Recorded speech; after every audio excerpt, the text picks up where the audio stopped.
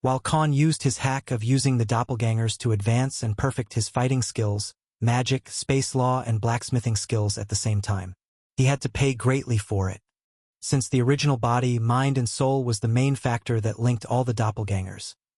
It was the one actually bearing the pressure of everything, since the original Khan was the anchor that connected them through the soul connection. So in simple words, there were 16 Khan existing at the same time, each one doing their part and sharing the experience, knowledge, mastery, proficiency, physical movements, and thought process. And the original body was the one enduring all of it at the same time through sheer willpower alone. Just imagine yourself hearing the thoughts, forcefully splitting your mind and focusing on different things at once while experiencing everything they were going through via a mind and body that wasn't your own. And then imagine having 15 of such bodies and consciousness while you are the one enduring all of it at once. This was the price Khan had to pay for using this hack. A price that would drive other people completely mad if they were forced to experience it themselves. But even so, Khan knew that there was no perfect shortcut or an absolute hack without something to sacrifice. In his case, he was sacrificing his sanity while suffering constant mental and physical pressure just to cover everything, then leaving it for later. All of that to overcome his weaknesses and survive in a world that would kill him as soon as his existence became known to everyone. Khan was aware that other than his eidetic memory, he wasn't someone truly gifted with talent. He wasn't a true sword prodigy like Rathnar who could create saint rank skills while being a semi-saint. Someone who killed even heroes of the gods with divine abilities, and that too when they were a rank or two higher than him. Neither did he achieve heaven-defying skills or an ancient rank job like Cassandra through her own talent and hard work alone. He wasn't committed like Solomon, who sacrificed a century of his life and strength just to study space law, which decreased his mana and world energy, making him stay as a weak and low-leveled semi-saint just so he could get Rathnar's core and then ascend later. In the case of the old man Albestros, he was someone who excelled in blacksmithing and artificing, both jobs that were extremely hard to achieve while having the disadvantage of being a human. Even Thrak was someone who rose to become one of the top 5 blacksmiths of the Vulcan Empire while having no background, wealth, authority, and connections. Even the master of his had to spend a century to achieve his current skills and reputation. And lastly, he didn't have any innate abilities such as bloodlines or species advantage like Vanessa, who was already capable of fighting above 2 ranks. All the 6 people he used as a benchmark were the prime example of true geniuses, while he was someone who reached this point in this cruel world where power ruled everything only because of the divine abilities and blessings given by God of Darkness and the War Deity respectively. However, he wasn't ignorant to think that all 6 of these people achieved their success only because they were gifted. No. In the real world, even geniuses had to work hard to succeed. Their latent talent and abilities only made the ride a bit smoother, but the path had to be walked with their strength and endless hard work. Although Khan's cunning nature, wits, and past life experiences played a part in his rise to strength, none of it would have become possible if not for his divine abilities and blessings. And if Khan wanted to surpass them and sit at the top even among these geniuses, he had to work many times harder than everybody, be smarter than them, and consume knowledge at a pace that surpassed everyone else. Hence, he was trying his best to endure all of the hardship and burden that could break a person in a short time, to achieve his goals and aspirations, because being a chosen hero of a god wasn't going to be enough to help him ascend to the top. At this moment, Khan was trying to find his place among the true geniuses. Weeks passed as Khan kept carrying the routine of vigorous training and noticed a considerable rise in his skills and understanding. As he thought before, it was more about the experience than just hammering it down. The more he practiced forming different shapes and parts of armors and weapons, the more his understanding regarding the metal or alloy at hand rose, and he could almost predict the optimal temperature for forging just by looking at the material at hand and feeling the heat through his skin. Blackwell, on the other hand, was increasing his knowledge and proficiency even more than Khan. Just that he didn't have a shortcut to directly learn these skills or increase his mastery through blessings unless Khan gave them to him. But his innate connection to metals and minerals was far better than Khan, and he could easily use the best way to forge the shapes, use a hammer or the punch on the piece at hand perfectly while maintaining the thickness and quality of the finished product. Both Khan and Blackwell were aware that once they perfected the tools and learned their way around all the tools, metals, and could make any type of set, Throck would start the next step of their training. Till now, they were only working on base-level armor and weapons. Their highest grade of work was a common rank armor set made from pure steel. They hadn't even touched the rare materials like mithril, adamantite, or orichalcum. Just like this, 2 months passed by ever since the Dwarven Council meeting. But something changed in both of them. Khan and Blackwell no longer had the expression of someone forced to study something they didn't want to or doing it for the sake of it. And even now, all of this was just the beginning stage of their training. A blissful smile appeared on their faces as they looked at the forge the next morning. Because finally, they had truly accepted the blacksmithing craft. Khan had a different outlook on the entirety of blacksmithing craft now. Because before he started the real training 2 months ago, he only had respect for this profession from the perspective of an outsider or an onlooker. But the past 2 months had greatly tested his mind, tenacity, commitment, perseverance, and patience throughout his daily routine and continuous yet precise efforts to embed these skills and knowledge in his body and soul. Unlike the time when he was focusing on weapons and combat techniques training or how he studied magic and space law, they all were done in order to ensure his survival and help him rise higher in ranks and strength. Blacksmithing was something he chose on the accord of an opportunity showing up when he saw Throck's predicament back then, and he wanted to save his future wealth on making his weapons and armors by himself. This wasn't something he felt the urgency to learn, just something that was on a bucket list. He had alchemy, magic formations, and runes in his list too. But none of these were a necessity for him. However, now that he had spent the past 2 months learning the ins and outs of this craft, even though they were only a form of basic training, Khan had a completely different mindset about it now. The craft itself wasn't about just making armors and weapons for the sake of battle or killing your enemy. Instead, the fundamental concept that gave birth to it was creation. Yes, the blacksmithing craft presented a branch of creativity that came out of your mind. You spent blood, sweat, hard work along with hundreds of hours of intense forging process just to create a piece stemmed out of your imagination and taking a real appearance and body. Like how an artist brought his imagination, feelings, and creativity together to make a painting that was the culmination of everything that inspired him. Like how a math genius spent years creating formulas and equations to quantify and solve the problem at hand, ending up setting a standard that would help future generations. Like how a scientist spent decades to solve mysteries of the world and nature, or how an architect spent years to build a building that became a monument of inspiration and hope to the people of their country. In Khan's eyes, blacksmithing was the same, making you bring your ideas, creativity, aspirations, emotions, and hard labor into a physical form. Let it be an eloquent sword to a crude and terrifying-looking battle axe, to a blacksmith. All of them were beautiful and praiseworthy creations.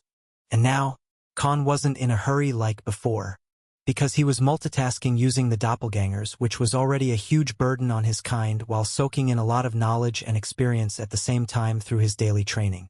And even if he was learning and unlocking skills by himself through hard effort, it was going to take him a long time than directly absorbing skills from someone. He didn't plan to kill some innocent blacksmith just to get their skills. Unless someone tried to kill him, he wouldn't go looking for blood by himself. This was a land where he couldn't get away with killing anyone since his identity was already in the limelight, and he was certain many people, whether they belonged to Hector or Vanessa's faction, whether they were from the Church of Hetrax, Imperial family, or even the Dwarven Council. He was aware that there were many eyes on them. But none of these hidden spies provoked them, so Khan and the gang also had no reason to pick a bone with them, since they all planned to lay low in this empire from the very beginning. And one day, Khan was completely immersed in forging an armor set and dual-wielding swords under Throck's supervision. However, he was lost in his thoughts while quenching the hot sword's blade, but suddenly, his steps stopped. Khan had his eyes wide open, yet he couldn't see anything in front of him. The forge was full of scalding heat, yet he couldn't feel anything on his skin.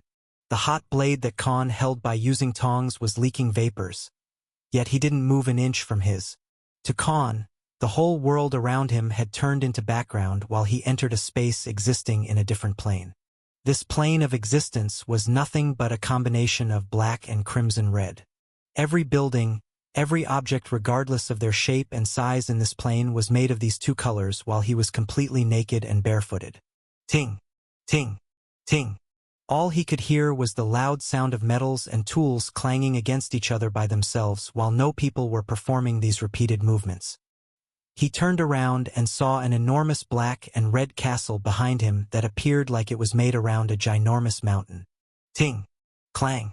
The sound of metals and hammers never stopped, but Khan suddenly felt like there was some invisible force calling out to him, as if telling him to enter through this endless castle's main door and venture inside. Khan was puzzled, yet he seemed to have lost his ability to think or question anything. And without a second thought, he started walking towards this castle where the floor was made of sizzling stones. Yet Khan kept walking towards this castle and followed behind the echoes of these noises, as if he wanted to find any answers. He'd only get them inside. Suddenly in the real world, Throck shouted, "What the hell are you doing, brat? Who said you could space out during your training?" exclaimed the dwarf blacksmith and walked towards Khan. But suddenly, he was completely shocked because at the same time, he saw Blackwell in the same state as Khan. Both of them were frozen on the spot as if they didn't exist in this place and were lost in time. Impossible! How can that be? And both of them at the same time? Asked Throck to himself with a completely flabbergasted expression. This was something he had read and heard about once. And there was no mistaking it. Both Khan and Blackwell, who had entered a state of trance, were going through an enlightenment. Khan kept walking barefooted while the scorching heat in the atmosphere surrounding his body, while his legs were burning as he stepped on the scalding hot tiles of the road that led towards the inner parts of this ginormous castle whose end he could not see. Unlike the buildings outside that were the normal-sized as any other settlement in the Vulcan Empire, even the entrance door of this castle itself was a couple of kilometers wide, and the tiny Khan akin to the size of an ant in front of these massive constructs could only see their ends. Hours and then days passed, but Khan tirelessly kept walking inside this castle that seemed to be the residence of unfathomable beings from the words he could hear. His haggard and dispirited expression were enough to understand how much pressure he was going through, but still. His steps didn't stop at all. Boom! Boom! The previously clanging noises of the hammering and quenching had turned too loud, and he could feel shockwaves traveling through the air and the ground. And finally one day, Khan reached a wide and flattened ground with two ends placed only 1 kilometer away from each other, and his gaze landed on two gigantic figures. In reality, Khan was only standing at the entrance of a small door, and in front of him were two gigantic dwarves busy forging. Based on his estimations, each one of the dwarves was 1 kilometer tall. Even the massive hammers and equipment they held in their hands were 200 to 300 meters long. And only after seeing these two individuals, Khan finally regained his full consciousness and came to understand the situation around him. He quickly tried to exude his saint pressure, but nothing came out of his body. His clothes, weapons, the space ring, he had none of them on his personnel. Huh? How is this possible? After so many years? Spoke one of the dwarves who was donned in shining silver armor. 2 horns came out of his helmet, and he held a hammer in his left hand while a long poleaxe in his right one. This titanic dwarf had a white braided beard, while lightning ran across his armored body here and there, as if it was something very natural. But the aura this dwarf gave, it was something unexplainable to Khan. Something he had felt before but couldn't remember exactly where or when. 2 of them at the same time? Said the other dwarf, who adorned a brown and green armor with 2 yellow wings on his helmet. This second gigantic dwarf held a golden warhammer in his hand while having a book strapped to his waist. The long and braided brown beard and white woolen cape differentiated his appearance from the former. "This has never happened before," said the first dwarf as he gave a look of surprise to the other one. "It's been more than 12,000 years since a human appeared here.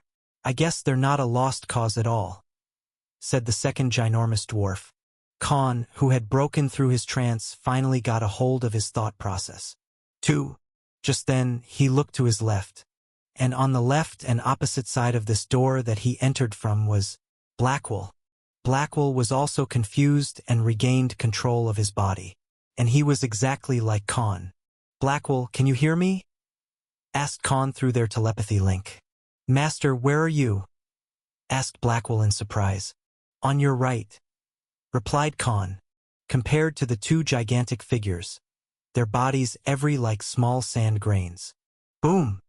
The next moment, Blackwell's body let out a massive burst of brown aura, and his entire figure started transforming. And in just a minute, Blackwell returned to his original Chronos form and turned into a primordial titan as his height also rose 1 kilometer tall and matched the two dwarves. Oh, this one, he isn't a human. Well, he isn't a true living being. A creation, a titan's bloodline, abilities, and a knight's skills. How odd, said the first dwarf. But without wasting any more time, the Titan general quickly moved and picked up Khan while plunging his hand into the ground as he used his innate abilities and pulled out a battle axe from the ground. He placed Khan on his shoulder and took a defensive stance against the two dwarves, both of their minds alert and wary of these two gigantic figures. Just then, the second dwarf squinted his eyes and focused his gaze on Khan, and just a moment later, they were left wide open. Brother, for the first time, we have a chosen hero entering our realm, he joyfully exclaimed. What? Asked the first dwarf, and he too focused his attention on Khan and had his mouth wide open after he too judged Khan's characteristics. Wait, they're connected by a soul chain. This Titan lad is that chosen hero's creation. Continued the first dwarf donned in silver armor. How rare and amazing at the same time. Spoke the second dwarf, who seemed to be the brother of the first one based on his words. Who are you? And what is this place? Khan asked in a befuddled voice because he had no idea what was going on. All he remembered that he was lost in thoughts while performing quenching, and suddenly, he lost his consciousness and the world around him turned blank. Who are we? You're asking that question right inside our castle, said the second brother with a little laugh. Both Blackwell and Khan were currently defenseless, and if not for the Abyss Knight General, they wouldn't even be able to speak to these gigantic figures on equal height. Hence, they were prepared to tackle any type of attack if the situation arose. However, instead of showing any hostility towards these new uninvited guests, the Dwarven brothers had no misgivings. My name is Brocker, introduced the first dwarf in silver armor and with a hammer. My name is Eitri, spoke the second dwarf in brown and green armor with a golden warhammer in hand. You can call us. They both let out a smug smile and spoke in unison. Deities of blacksmithing. Khan and Blackwell were too stunned and perplexed to speak a single word. If what they heard and experienced so far was indeed the truth, then they were conversing with two living deities. Seeing their shocked expression, Brocker and Eitri gave them a moment of respite and didn't speak anything until their guests managed to digest the fact. As for Khan himself, other than meeting Cravel, he never experienced meeting deities by himself. And even at that time, God of Darkness was present, so he had very little interaction with the deity. Back in Verlassen fiefdom, Cyril and Oliver had received gifts from Velsharoon, the deity of necromancy, and Indra, the sky deity respectively.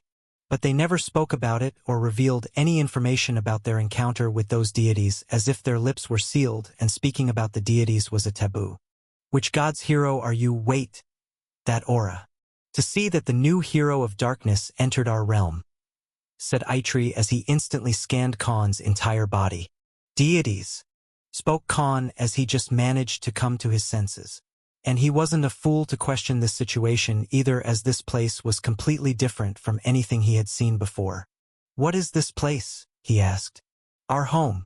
This is also the place where we forge our weapons and armors. Sometimes the other deities also hire our services, replied Brocker. Even other deities. Does that mean? He quickly tried to ask, but before more words came out of his mouth, Eitri spoke in a calm voice. Yes, we also forged all the divine weapons of the heroes. Brocker on the other end spoke with an indignant expression. He doesn't have his divine weapon with him. Otherwise, it would also be brought here through their soul link. Easy, brother. This lad is a different case, remember? Eitri intervened. Wait. Can you tell me what kind of divine weapon I have? I don't have any knowledge about it or information about its whereabouts, spoke Khan with a pleading expression. If these deities were the ones to forge his divine weapon, then there was a high chance that they could help him locate it. Don't ask questions related to your mission, and we won't tell you anything related to the matters of deities and gods either. This is prohibited, and just by speaking to you, we're already putting ourselves at risk," said Brocker in a discontent tone. "That is something you'll have to do on your own. The reason you're here is unrelated to your divine weapon," he continued in a stern tone. "You don't want us to tell other deities and gods about you not having your divine weapon in possession, do you?" asked Eitri in a playful tone. "Damn, they're right," thought Khan as he immediately understood how precarious his situation was. This was a great opportunity for Khan to ask some important questions, but after hearing their response, he understood how big of a risk it was. Forget a divine weapon. He didn't even have an ancient rank weapon or one made from the body of a royal dragon. The only ones that could stand toe-to-toe against a divine weapon in a fight if a chosen hero didn't have his or her own. "Even if you're dwarves, you're too big," said Blackwell out of the blue. "What? This is our normal height," shouted Eitri as if this was some serious issue for him. "You should see other demigods, for example that bastard called Jotner. That giant titan is over 100 times taller than us," said Brocker with a hateful look. But as soon as Blackwell heard the word titan, he got more curious. "Jotner? What kind of demigod is he?" asked the Kronos general out of curiosity as the fire from their forge glistened his mineral body and inbuilt armor-like body parts. "You know nothing about your history? Ah, I forgot.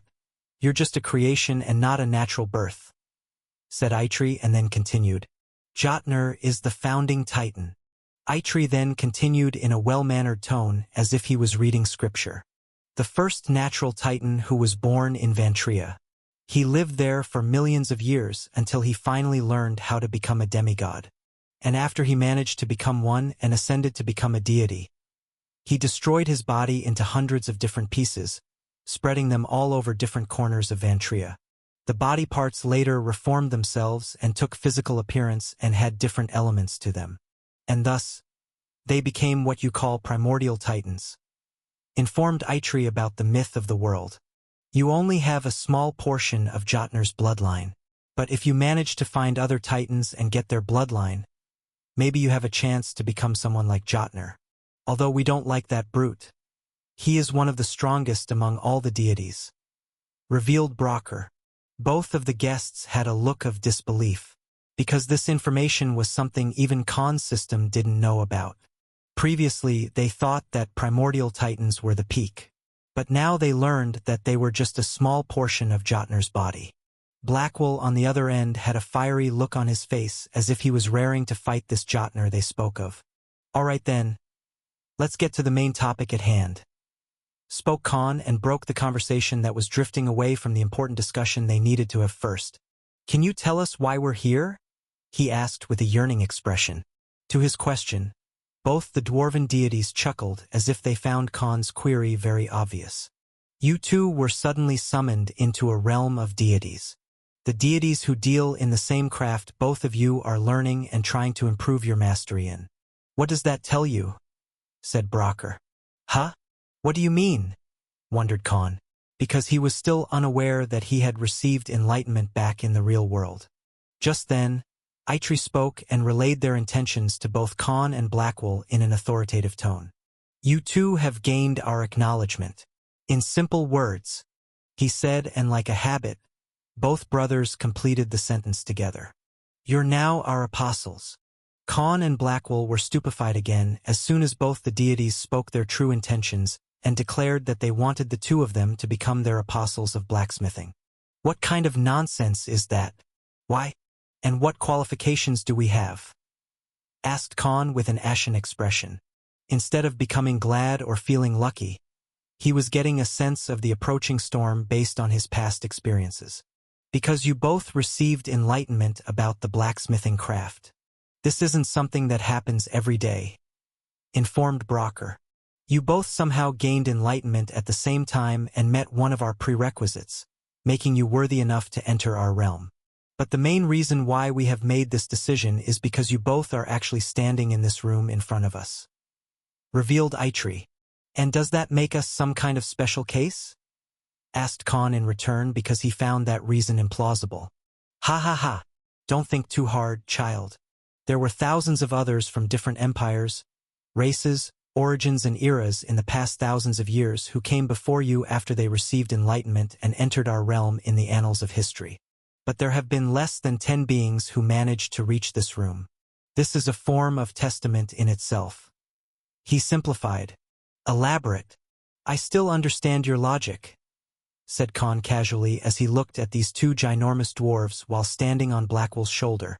Compared to them, he was smaller than an ant's leg. But based on their approachable demeanor, Khan had already assessed that both of them weren't the usual overbearing kind or expected others to worship them. In a way, they embodied the true spirits of blacksmiths who didn't care about prestige, acknowledgement, or wealth. They only cared about losing themselves in their craft. And so far, they hadn't even leaked the slightest aura of deities. Even Khan could tell that if they did so, his soul would be destroyed completely just from the pressure alone. What do you remember before you came to this room and regained your consciousness? Asked Brocker to both of them. I don't remember anything. I was just performing quenching and was about to place the piece under work to cool off in another pot. Spoke Khan. And I was busy finishing a chest plate piece and was about to put the whole set together, replied Blackwell in his voice that sent shockwaves after shockwaves since he was in his true primordial titan form. And what were you both thinking about at that time? Asked Eitri with a coy smile on his face. To this question, both Khan and Blackwell suddenly widened their eyes and spoke at the same time. The true meaning behind the blacksmithing craft's existence. To their collective response, both the deities only let out an elated smile and nodded in affirmation. Khan was shocked and completely lost his composure as he asked, "How is that enough to qualify? I'm not even a saint blacksmith yet, and neither is he. Are you telling me that amateurs like us who didn't even train for 2 months properly, barely have any good skills and don't even have any experience with forging high-quality materials and complicated methods are somehow worthy to be your apostle? What kind of stupid and forced logic is that?" Khan complained since this whole situation still didn't seem realistic to him. The next moment, Blackwell also chimed in and spoke in a stern voice. Even our master is extremely knowledgeable. He has spent over a century working in this craft and can tell the material as well as its characteristics and physical composition just by looking at it. And there are even more experienced people than him who even exceed him in terms of knowledge, experience, and techniques. I'm certain that there are people in the world who even surpass the ones I mentioned. Are you saying that those figures, that the whole empire acknowledged and branded as the top of the top, are not worthy compared to us? I apologize, but I too find it hard to believe. Rebuked the Titan General. To their rebuttals, the deity brothers responded, ranks, levels, years of experience and mastery over the craft are irrelevant when it comes to enlightenment. They only represent the capabilities of the body. The mind and soul work differently. Spoke Eitri as he rested his warhammer close to the sweltering furnace. Unlike what one would expect, these deities weren't using traditional equipment but weapons that looked no lesser than ancient rank. Yes, the ancient rank weapons that were heard of only in legends and myths in Vantria were actually used only as hammers and tools for forging by these two deities. But after hearing their words, Khan suddenly remembered something that proved their words to be true. So far, he received enlightenment a total of 3 times. 1 during his magic training, while twice when he was studying space law in Verlassen. And in case of all 3 incidents, he was neither skilled, experienced, nor had a high level of mastery. Rather, his thought process and mindset were completely out of the box. His understanding was simply unconventional and radical. Thus he could unveil some truths and concepts that others failed to see. So in a way, the words of these 2 deities made sense to him. If you're here, means you saw a glimmer of truth about blacksmithing craft. This can't be gained or understood even with centuries of experience and knowledge unless it comes from within yourself and your understanding of the craft or a profession. Spoke Brocker as he noticed the changes in Khan's expression. However, that part was only enough to let you enter this realm, but definitely not the factor that made us think highly of you too. Suddenly, Eitri decided to reveal their main reason. Once someone enters our realm, their mind, body, and soul are tested first. They're put in a state where they completely lose control over their soul, consciousness, and instincts. And at the end, they're called out towards this room. He revealed. And we call it, spoke Brocker again, but Eitri completed the sentence. Trial of Verdure. The two deities informed Khan and Blackwell about what they both underwent to reach this room and stand in front of them. Although they only had vague information about their arrival here even now, finally they felt like they were getting closer to the truth. Being tested for their mind, body, and soul strength, and only those worthy of being able to enter this room. This was indeed what happened with Khan and Blackwell as soon as they entered this realm, albeit at different starting points. Only those with a strong soul, an ironclad consciousness, and indomitable willpower that can overthrow any adversity they faced, whether in a battle or while crafting, can reach till this room. Iterated Brocker and then gazed directly at Khan. Just look at yourself, child, he said. Only then did Khan notice something odd about himself and quickly took a look around. Both of his legs were burnt to the point they looked completely charred. Many cracks on his skin were leaking blood profusely, and it was still dripping from his hands and nails. He then remembered that when he saw Blackwell, the latter was the same. Just that his consciousness hadn't recovered enough to register these signals at first and make sense of them. And then, Khan looked behind him outside of the room. Unlike the scene in front of him, the whole path and surroundings till this room were only made up of two colors, namely black and red. Some objects and walls had black as the prominent color with red borders, while others had vice versa. But only the room where they stood had a normal color scheme on everything. So in other words, they both had gone through this trial of verdure these two deities spoke of. This trial was to differentiate between the worthy ones who had the true potential to become our apostles, rather than just those who only worked hard to master these skills their entire lives. Those who lacked in any of the sectors we mentioned would be sent back to the real world after their souls and minds lost their way during the journey. Only the ones who managed to come here would be worth even talking to, explained Eitri as he let out a cheerful smile. Don't tell me. It's because of that, thought Khan as another realization struck his mind.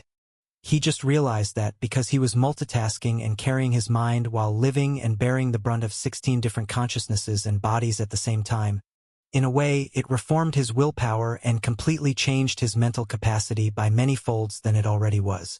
If it was before he made that hard choice and paid the hefty price to use those doppelgangers, maybe he wouldn't have qualified to even enter this room.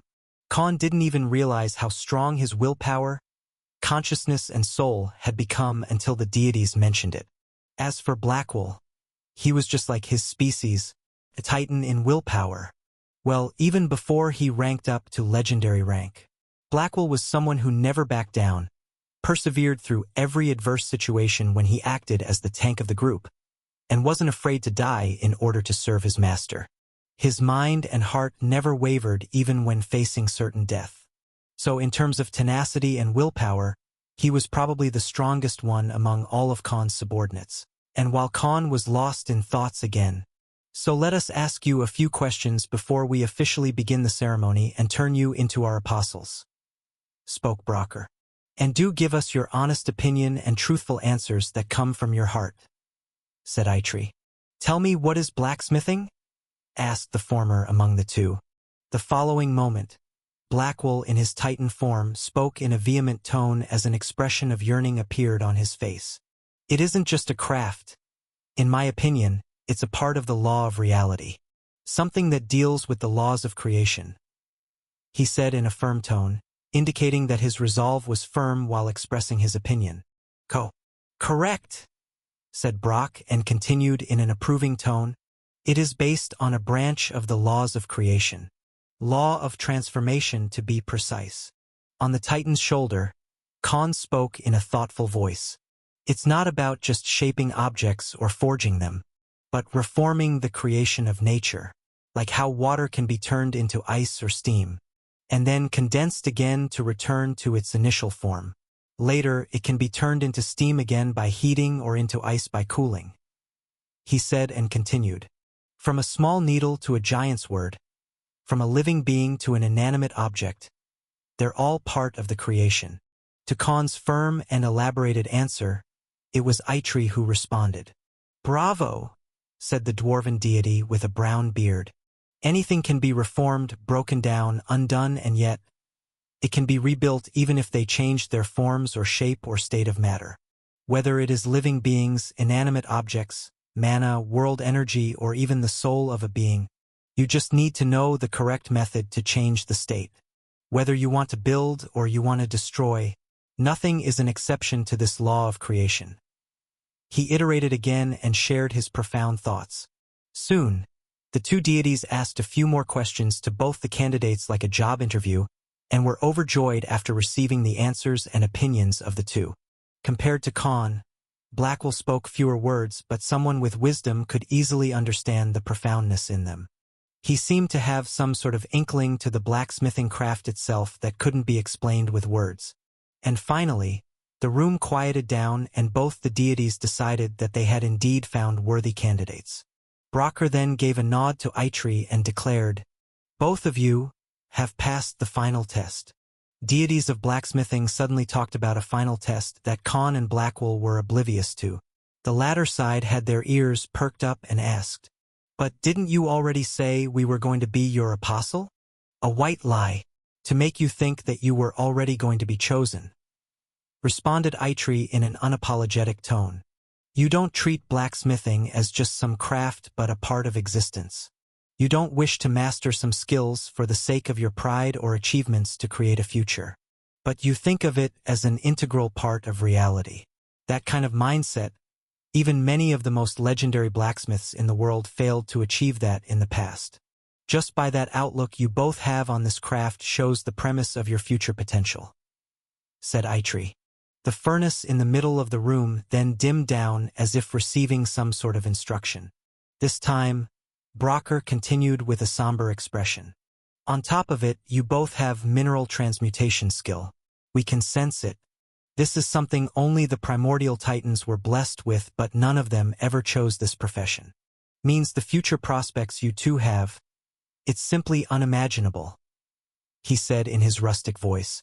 "The more your abilities rank up and the more wisdom you two gain, it's something worth investing in.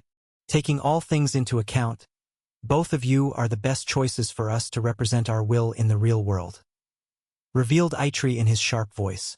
"Even those who spent hundreds of years fail to understand this, that it's not about increasing your grasp or mastery of the skill, but understanding the intent behind it while making the best product with what you have on hand.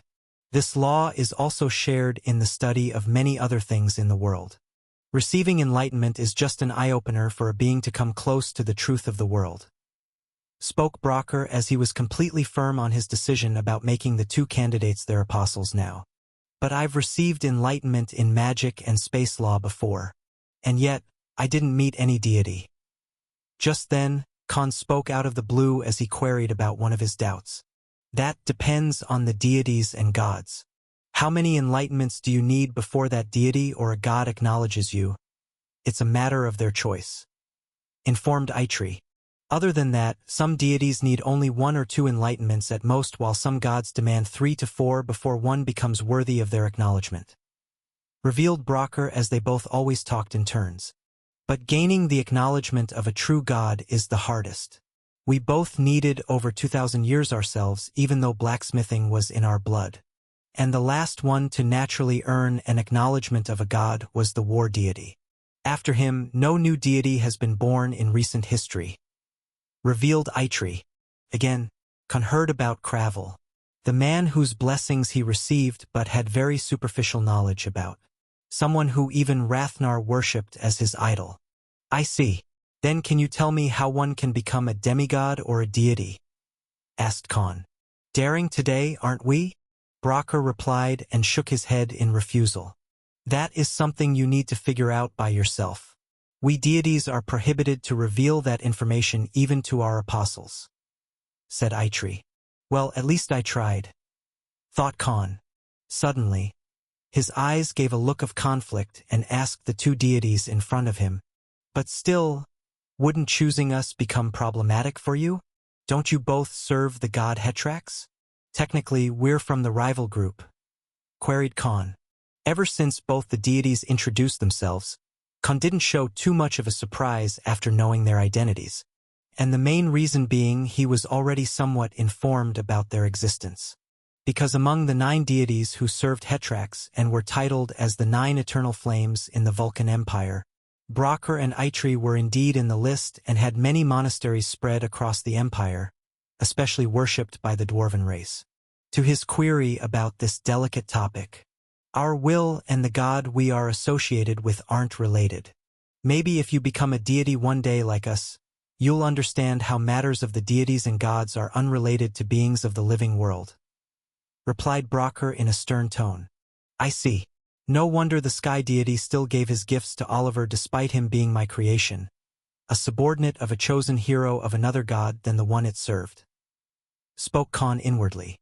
All right, we don't have all day. We need to get back to forging this divine weapon for another deity. It's already been a few decades and we're working around the clock, said Brocker. We will give each of you 3 gifts related to blacksmithing craft since you're both our apostles now. Make good use of it, said Eitri, and soon, 3 massive orbs shrouded under formations, runes and signs of a language even Khan couldn't understand or read came to be in his right palm. Brocker also summoned 3 orbs in his right palm, matching the appearance and colors of the ones summoned by his brother. These 3 orbs had blue, yellow, and red colors, and for someone like Khan, they were as big as a mountain. Do mind that these are only gifts. Maybe if you achieve another enlightenment along your journey one day as you learn new things and exceed yourself, we will see each other again and might offer you our blessings. For now, this is as far as we will go. Revealed Eitri, and soon, the orbs reduced their size and quickly entered Khan's body. Same happened to Blackwell, who absorbed the gifts offered by Brocker. A sudden feeling of fulfillment and elation appeared on both of their faces, as if a surge of energy had run across their entire bodies. These gifts, spoke Khan as if he had some sort of epiphany, and continued with a perplexed expression. They're too precious.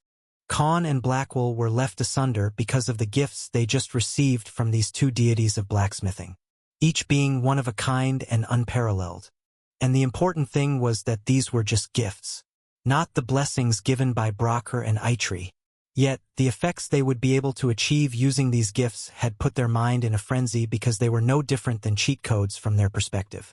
Khan didn't bother going into the details of these 3 gifts at this moment, because too many questions arose in his mind related to the blacksmithing craft after receiving them. Soon, Blackwell and Khan started discussing a few things related to craft, which opened up a new world to both of them after hearing answers from both the brothers. Obviously, this knowledge wasn't in any books and records, or even someone like Throck wasn't aware of them. And finally, after they both felt a sense of satisfaction, all right, I think it's about time we leave, spoke Khan. Wait, we must give a parting gift to this Titan lad, said Brocker hurriedly. Huh? Didn't you already give us gifts? There's more? Asked Khan with a befuddled expression. For him, not you, spoke Eitri, and continued. You're a chosen hero, one in a very precarious situation at that. If you were to die, he will die too, since he's your creation and his entire existence is bound to you, as he's not a natural birth of the world. And we don't want all of our representatives to die. It is important to us that at least one should be present in Vantria, spoke Eitri with a complex expression on his face, as if he wanted to explain more but couldn't because of some unspeakable rule or restriction. What do you plan to do? Asked Blackwell in a serious voice as he gazed at both the dwarven deities, his face having concern displayed all over it. But the brothers didn't explain anything and quickly appeared in front of Blackwell, who was of the same height as them in his Titan form. And before he could even react, they both placed their right and left palm respectively on his chest at the same time as a bright white aura was released from their bodies and encapsulated inside Blackwell through their palms. Blackwell's titanic figure shuddered and stumbled for a second, but he quickly adjusted his footing. Eitri then opened the book that was hanged on his waist and started chanting some sort of archaic spell, and hundreds of magic formations appeared around Blackwell's body. And the bright white light that was surrounding the Abyss Knight General started dispersing and got absorbed by Blackwell's body until it completely disappeared. But the next moment, His eyes were full of shock and disbelief as he uttered in a stuttering voice, "Master, I? What did you do?"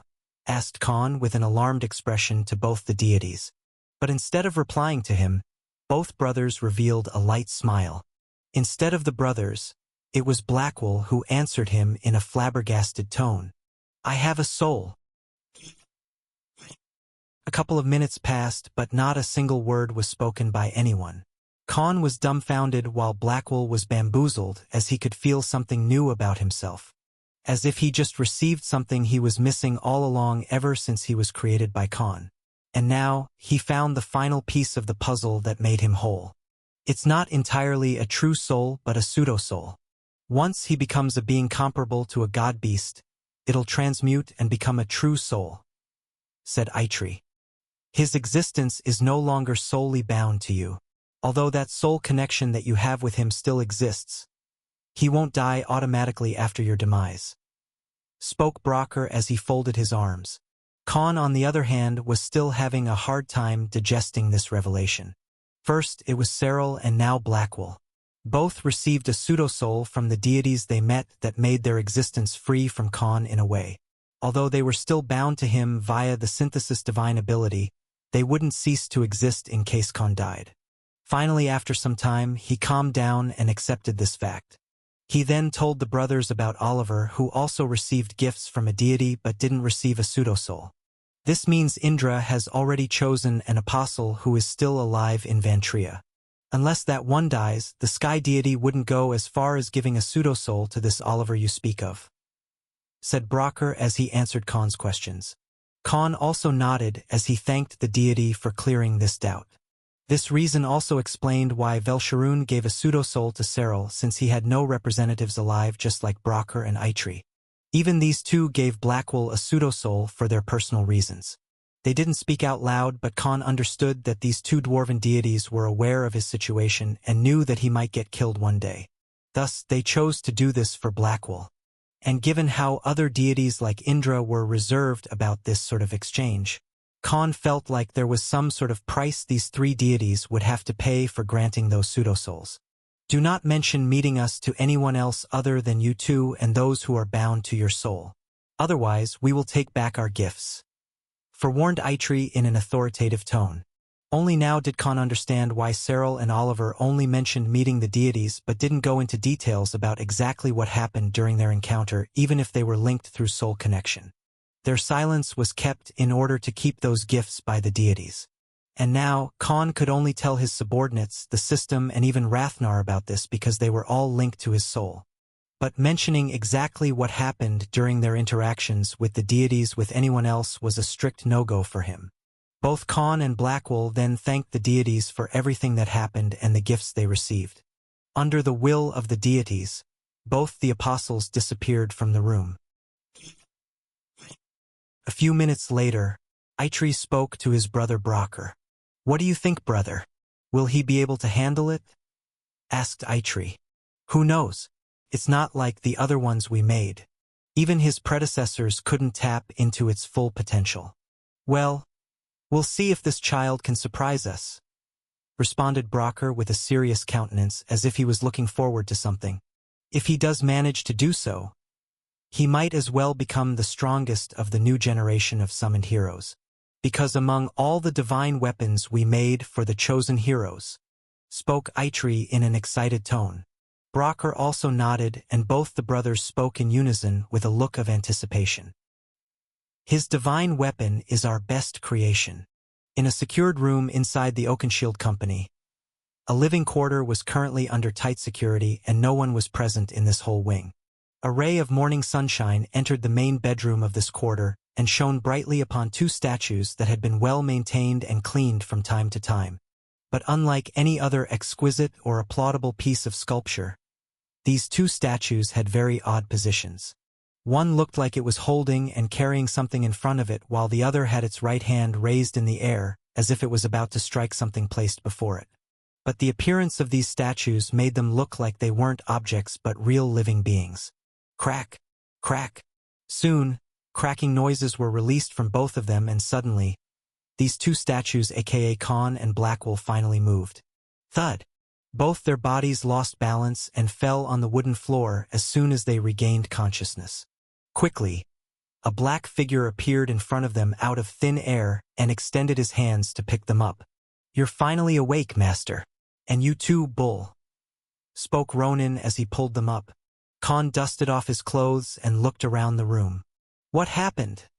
asked Khan as he remembered that they were in the main forging room before receiving enlightenment about the blacksmithing profession. But now they were in his living quarters inside the company grounds, indicating that it has been quite some time. Swoosh, swoosh, swoosh. One by one, Omega and the remaining generals showed up in the room as soon as they sensed Khan and Blackwell's aura. Ronan, the spirit assassin general who was in charge of guarding them all this time, responded in a serious tone. "Master, it has been quite some time since both of you went to trance.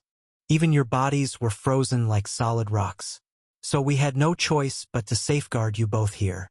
Then Armin interjected as he grasped both their palms and tried to sense their vitals. "Both of you started losing your mana and world energy after some time. We all had a lot of worries because it seemed like both of you and us would soon die," he revealed with a caring tone. "Thanks to the life force restoration skill I gained after you merged me with that Ashik Vatica monster in Verlassen, I managed to save both of you and have been sharing the life force with you two daily. If not for that, all of us except this skull and bones here would be dead," he iterated in a stern tone. "What? Was it that serious?" asked Blackwell and noticed changes in his body, and soon, he was shocked as well. At this moment, their bodies barely had enough mana and world energy to keep them alive. Khan also noticed these changes and quickly activated Dimensional Domain. He took a large amount of SS rank cores and ores from his stash. Both he and Blackwell quickly used the Energy Plunderer skill and started absorbing these high-grade cores to replenish their mana reserves. Then they placed their hands on Rathnar's core and started absorbing world energy from it directly through physical contact. "You're very lucky, boy. If not for that variant healer subordinate of yours, you wouldn't have managed to live. Even your natural mana and world energy recovery were stopped ever since you both underwent that enlightenment thing." Suddenly, Rathnar spoke in Khan's mind. "Human, next time, make sure to free me from your bounds first.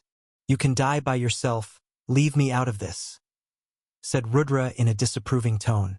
An hour passed and finally, both of them recovered enough to move around and Khan deactivated the domain. "Phew, I guess we dodged a bullet," he said. And now, both their auras were back to normal and they could exert their saint pressure. Clang, clang. In the hidden real forge under the main company building, Throck was suddenly shocked as he sensed both of his students' auras and presence. Cyril quickly created an isolation barrier and all the subordinates asked Khan and Blackwell about what happened. Khan told everyone about the enlightenment and meeting the deities of blacksmithing. The approval and gifts they received. He told Omega, the generals, Rudra, Rathnar, and the system about what happened after they regained consciousness in that realm inside the room. Other than directly mentioning Brocker and Eitre's names, Khan was allowed to tell everything else since all of them were bound to his soul. Shrill. A heavy saint pressure appeared in the room suddenly and Cyril deactivated the barrier as soon as he sensed a new arrival in this room. Step. Step. What the hell happened, boy? Asked Throck as he charged into the room with a worried but also furious countenance. If not for both of you being saints and this healer lad, you two would have died long ago, admonished the dwarf blacksmith. Do you know how worried we were? What if both of you died? Forget the competition. People would have said that I killed you to avoid appearing in the challenge. Also, do you know how hard it has been for me to keep your condition a secret from the outside world? He yelled at both of his disciples. Yes, master. There have been instances where people asked about your whereabouts. Even I had to change and turn my appearance into yours and appear in front of people of the company and some important figures, said Ronan with a somber expression. Even Princess Vanessa, Prince Hector and people from the Dwarven Council came to meet you, revealed Omega. But we couldn't reveal your situation to anyone. Master Oakenshield said that you're busy in important training for the face-off and couldn't be disturbed, using that as an excuse to risk leaking your condition to others, said Jugram in a helpless tone. What do you mean? "It couldn't be that bad, right?" said Khan with a befuddled voice. For some reason, everyone around him and Blackwell seemed to be making a big issue after they received enlightenment. "Listen, brats. The gap between the time since you both received enlightenment and to this day," spoke Throck in a serious voice and revealed why everyone was so worked up. "It's been 8 months.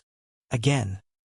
The duo was left dumbfounded after learning the fact that both of them were in a trance and frozen like statues for straight-up 8 months while receiving enlightenment about the blacksmithing craft.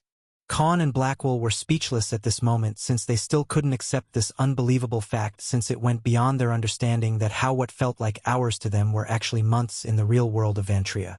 Although they got some amazing and extremely handy gifts from the 2 deities of blacksmithing and also learned a few things about other deities and how few things worked, they also paid the price of losing 8 months of their lives. Something that they were already running short on because of the upcoming face-off Khan had against Helsi. And to make things even more unfavorable, it was going to be displayed around the whole empire while Throck's entire company was at stake. By no means was their current predicament any good in any way. Finally, after a few minutes, Khan calmed himself and started thinking about the facts while trying to make sense of what happened.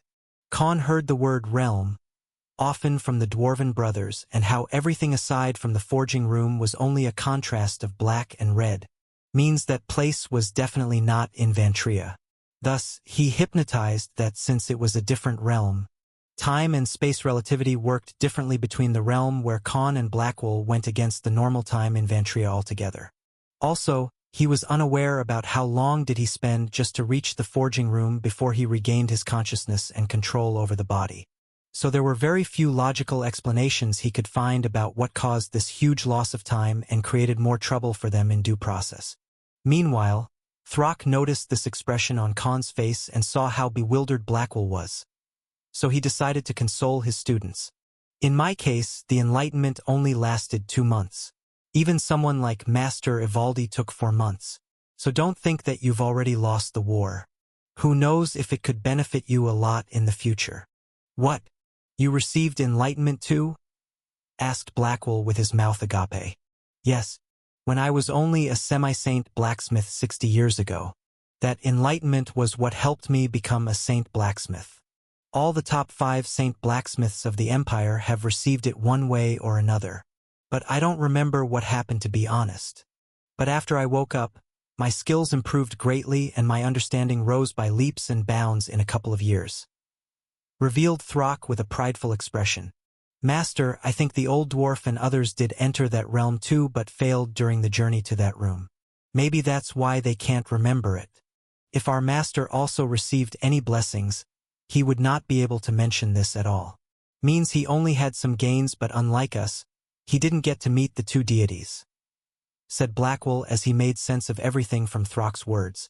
"You're right, because even if someone had the knowledge and wisdom for it, they may be lacking physical strength and mental tenacity. Brokerva Eitri did say that those who excelled in all 3 aspects would be able to reach the final room. Otherwise, they'd be sent back to the real world after failing in any of the criterias," responded Khan as he too quickly judged the situation quickly. Again, after seeing their jarring expressions, Throck felt like both of them had lost their will to fight. With this mindset, no way in hell would Khan be able to compete against Helsi in the challenge. "Cheer up, lads. Although we're short on time, let's make use of whatever you gained from the enlightenment. Now, we can't waste any more time. We barely have 6 months left," he said, and a fired-up battle intent was revealed in his eyes. Khan agreed. He said that he needed some time to recover completely and would continue their training from the next morning. Taking a bath and having a scrumptious dinner, he lay down on the bed and commanded, "System, give me the details." He ordered the system that was dormant in his body from the last 8 months while his soul was in a different realm. Following are the gifts received by the host from the deities of necromancy. Blacksmith's intent, saint rank, passive, allows the host and the subordinate named Blackwell to figure out the characteristics of a metal or material, the optimal temperature to forge them to create the best output, and ways to refine the product at hand. Note: this ability will upgrade only after the host becomes a saint rank blacksmith himself. Mimir's Eyes, Saint Rank, Active. Allows the caster to appraise any metal, alloy, and material to be forged and determined by their quality, thus helping the user to maximize the chance to create higher-grade weapons, equipments, and artifacts. Current activation time limit, 1 hour per day. Note: this ability's rank and the time it can be used for will increase with the host's rank in the blacksmithing class. Prometheus Forethought, Saint Rank, Active. Based on the rank of the blacksmithing skills and abilities the host is in possession of, this skill can allow the user to predict the final outcome of the finished product and results while forging any weapon or armor. Current activation time limit, 3 hours. Note: the host must become a Saint Rank blacksmith to use this skill, and the host cannot hide or limit his strength as well as rank while using this skill as a lower realm. Means it can only use it while revealing the host's full prowess, as this ability will exert a great burden on the caster's mind, mana, physique, and world energy at the same time. Reported the system in its lifeless voice. Khan didn't bother overthinking the benefits of these skills. They were too obvious and simply a big game-changer in many aspects, truly worthy of being the gifts from deities. And now, he had only one objective in his mind as he planned to make up for the lost time and overcome his dire situation. Let's win this challenge. The next morning, Khan and Blackwell's rigorous started right off the bat.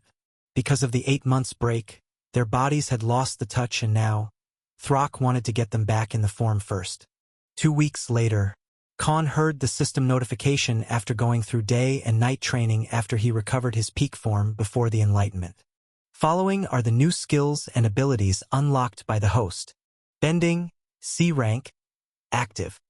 Allows the host to perfectly bend or curve the metal into the desired shape based on the requirements and dimensions of the metal.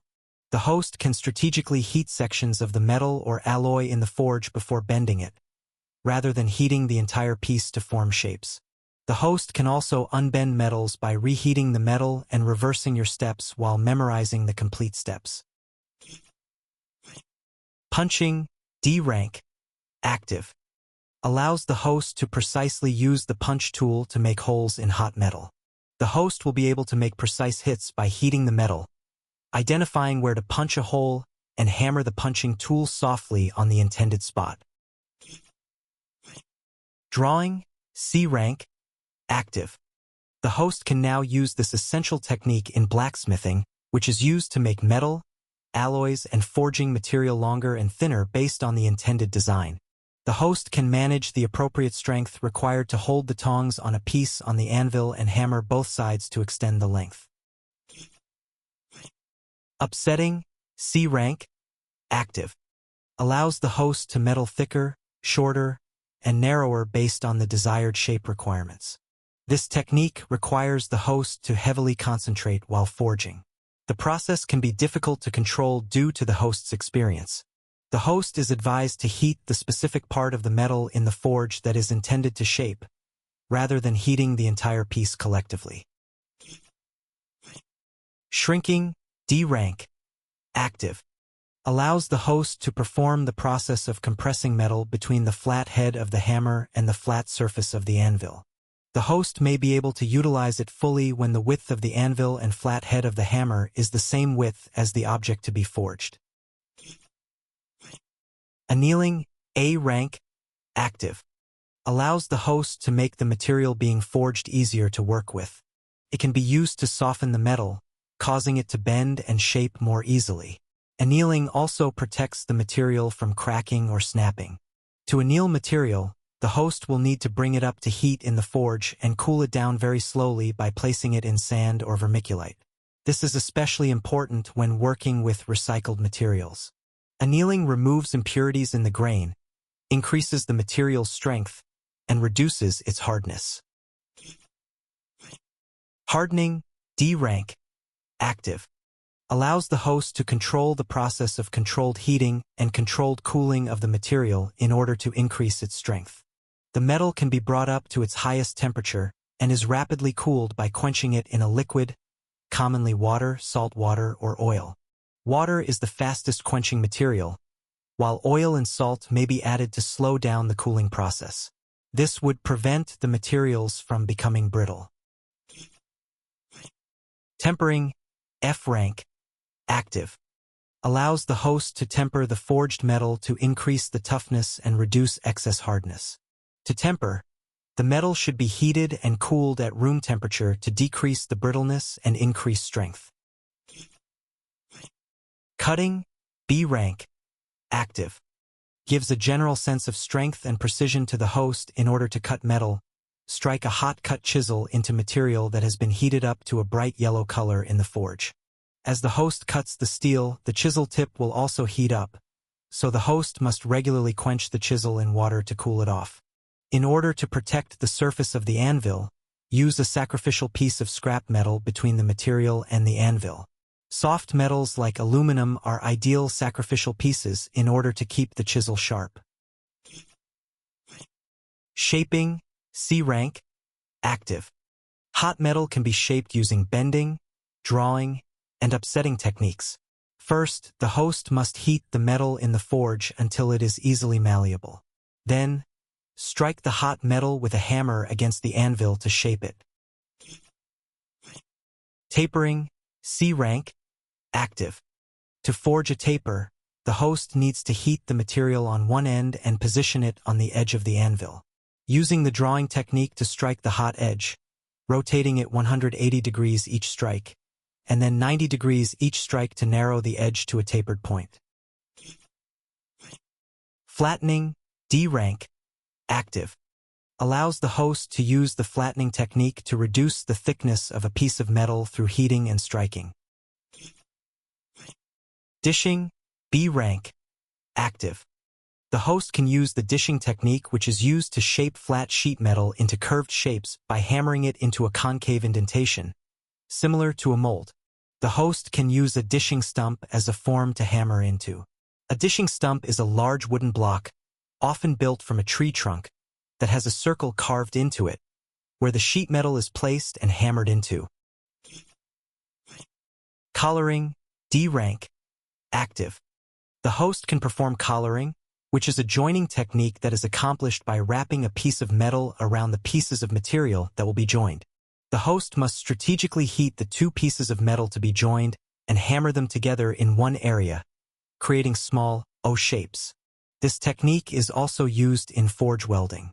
Note, all of the above skill ranks and levels will increase along with the host's rank in blacksmithing craft. Reported the system one by one. And finally, at the end of the report, the system said the most romantic words Khan heard ever since coming to the Vulcan Empire. Congratulations to the host for becoming a beginner-rank blacksmith. Khan heard the pleasant news in his head and had an elated expression. 2 weeks of tireless training and continuous effort in honing his skills had finally rewarded him into becoming a beginner-rank blacksmith at last. All blacksmithing skills and techniques have gained 20% more mastery in them. Reported the system again. But then, his expression contorted as soon as he noticed a change in the system itself. What the hell? Even the system is acting like some tutorial guide. And it's revealing too much basic information as if I'm some kid. Many of the details it provided were like most obvious things. Spoke Khan after going through the notifications in his mind. Could it be because of the gifts? He wondered. Because when it came to any other skill or abilities, the system never spoofed the information and only listed the bare necessary details.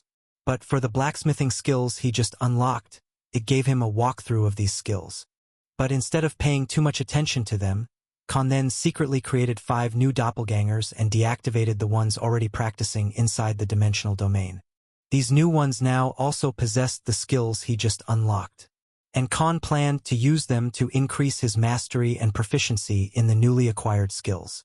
The turbulent journey on the path of blacksmithing was going to be much harder, and hence, he felt the urgency to absorb and adapt these skills as much as he could. 1 month later. Congratulations to the host for becoming a Grandmaster rank blacksmith. All abilities have been upgraded to S rank and above. Effectiveness and proficiency of all the blacksmithing skills have been increased by 25%.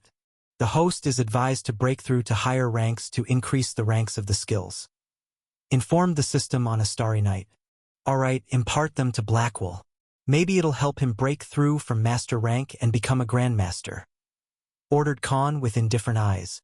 Unlike the first time, he wasn't surprised or treated this matter very seriously. The past month had changed him. Khan made a lot of progress using his doppelgangers, and rose the ranks of skills with day and night training done by the original body and 5 other doppelgangers. There had been many days when he didn't even drink a glass of water or ate anything either. But since he was a saint, he forgot eating and sleeping as his strength and physical stats were too damn high. But also during that period, he broke through to master rank magician and managed to raise some of SSS rank skills to saint rank.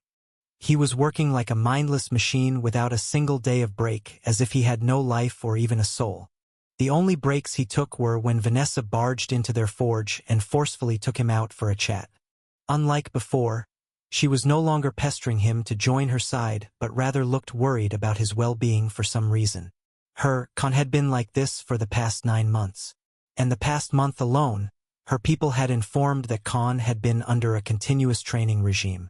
And due to the gifts given by Brocker and Eitri being in effect, Khan's learning speed increased by many folds as he started adapting to various techniques in just a matter of days. It took him lesser time as his training continued while adapting to new forging techniques and knowledge. But even so, Khan did not stop his extra training on the side while bearing the pressure of the other 15 doppelgangers. This made a qualitative change in his personality as well. Even to someone like Throck, who should be happy to see his rank up and rise in terms of skills, it looked like Khan had lost the light in his eyes. He was no longer the brat you used to talk back to the old dwarf, but a lifeless machine that was just there to complete the given work. Like a man who would rather sacrifice his health and sanity for the sake of meeting the expected quota of work than prioritize his well-being above everything else. Hence, after Throck herself contacted her, she dropped by a few times to check up on her future vassals and out of a sense of pity for Khan. Because to everyone else, it appeared like he was forcing himself because of the upcoming face-off against Helsi, while having too many expectations on his shoulders. And at the same time, the fate of his master's company, reputation and decades of hard work was at stake, and he was simply falling behind. In a way, it reminded Vanessa of herself while growing up after her mother's death. How she had been under constant vigilance and mental pressure to achieve strength on her own because there were many people watching from shadows and trying to get rid of her. Soon, her visits became the only occasions where Khan took a breather, and now, the relationship between him and the princess became more relaxed. "And why are you here again, Vanessa? Don't you have some political stuff to do? People to attract to your side in order to claim the throne?" asked Khan with an annoyed expression. I have to take some time off to, all that stuff related to managing millions of people in the army, the public order, and then these nobles and business organizations that have allied themselves with us. It's too taxing even for someone so capable and beautiful like me," said Vanessa pridefully as she praised herself. "I believe you, except for the last part.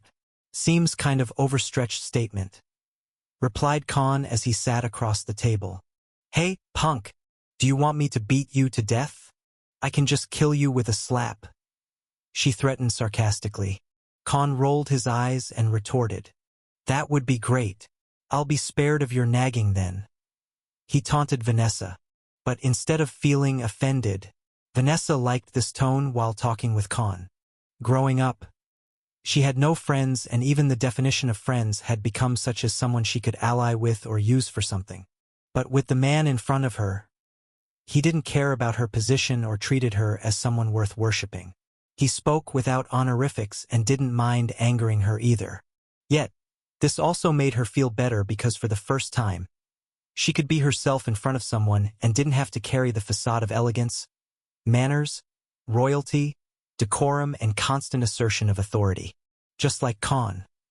These meetings of theirs had also become a time to relax for Vanessa. Soon, another argument started between the two. As things stood, their relationship wasn't that of a princess and her subject, but that of friends. More weeks passed, and now, only 4 months were left before the face-off that was announced by the Dwarven Council. And even the Imperial clan and the Church of Hetrax also helped the news spread across the entire empire. Now, this issue between two saint blacksmiths was turned into political warfare. One side who supported and allied themselves with Torek was trying to make it as if Throck was the one in the wrong. But on the other side, Throck had the support of both imperial heirs and the church, so they vilified the other side even more. Everyone who worked with them naturally took the stand on the latter side. Meanwhile, the Dwarven Council and the Imperial clan were taking the neutral stand and acted as a mediator since they couldn't get directly associated with either side, otherwise it would create problems for them no matter who won or lost. But despite all the hype and predictions made by everyone, Khan paid no heed to the noises and didn't even meet the people who came to visit him to deepen their friendship and support. These days, Khan was in a world of his own, like a historian trying to uncover the truth behind the events in annals of history or a philosopher trying to find the meaning of life. And with every new metal, alloy and material he came to perfect while improving his knowledge and skills about how to use or work on them, he gradually started making astounding improvements. And with the imparted skills and the aid received from Khan, Blackwell was also making drastic improvements and just broke through to Grandmaster rank in blacksmithing a couple of days ago. Even Throck, his own master, was overwhelmed by this skyrocketing progress by both disciples and felt that the Enlightenment might have just made them absolute behemoths of this craft. But to him, this was also an opportunity. Listen, brats, you both are now qualified enough, so there's no reason for me to hold back any longer either. Now that both of you have mastered the advanced techniques, I'll get to the most important techniques that will help you make good enough to sit amongst the prestigious blacksmiths. He declared in front of the disciples. And then, he let out a smug grin and revealed the biggest step that alienated the gifted blacksmiths from the rest of the grass. Let me teach you artificing.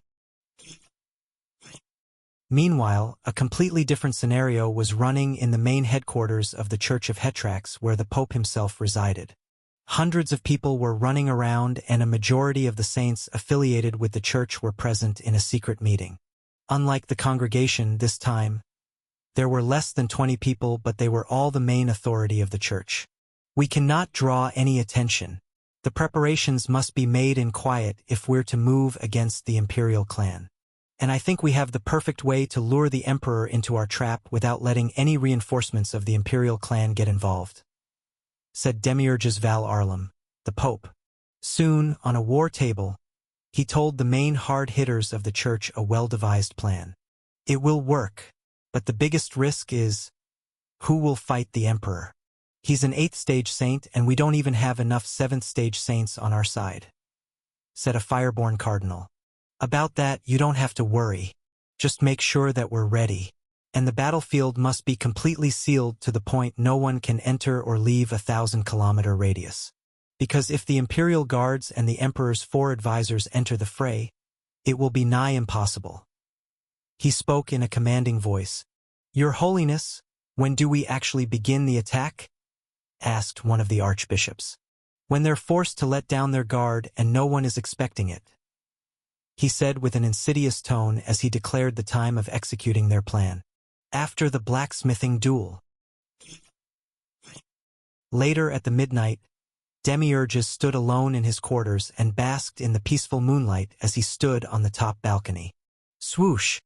Suddenly, a black and red shadow appeared behind him and instantly kneeled in servitude.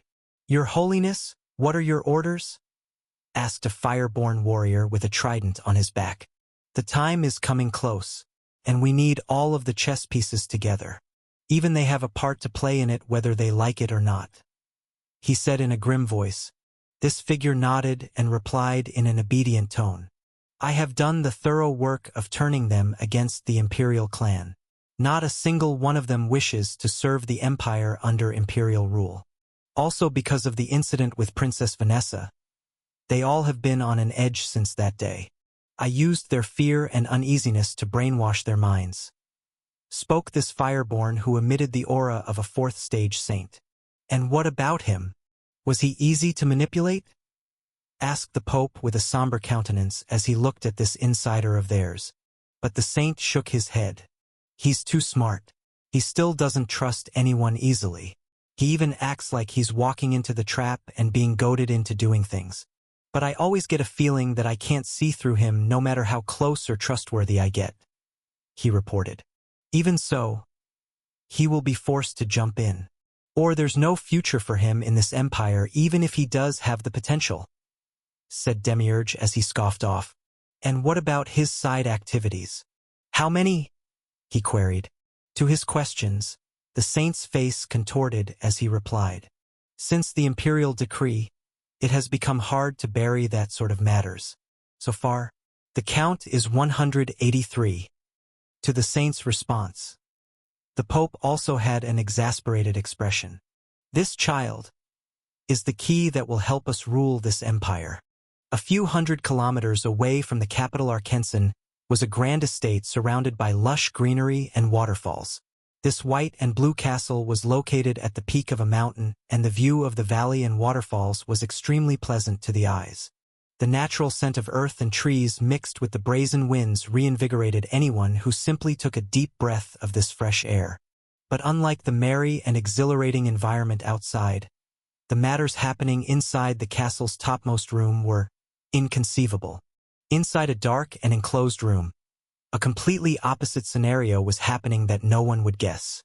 "Ah, please, my lord, let me go," begged a young girl around the age of 15 with silver hair while her neck was tied to a metallic chain collar. Her eyes were full of tears and fear for her life as she begged a half-naked man whose upper body was exposed. "Umph! Umph!" Right behind this girl, someone harumphed with a muzzled voice.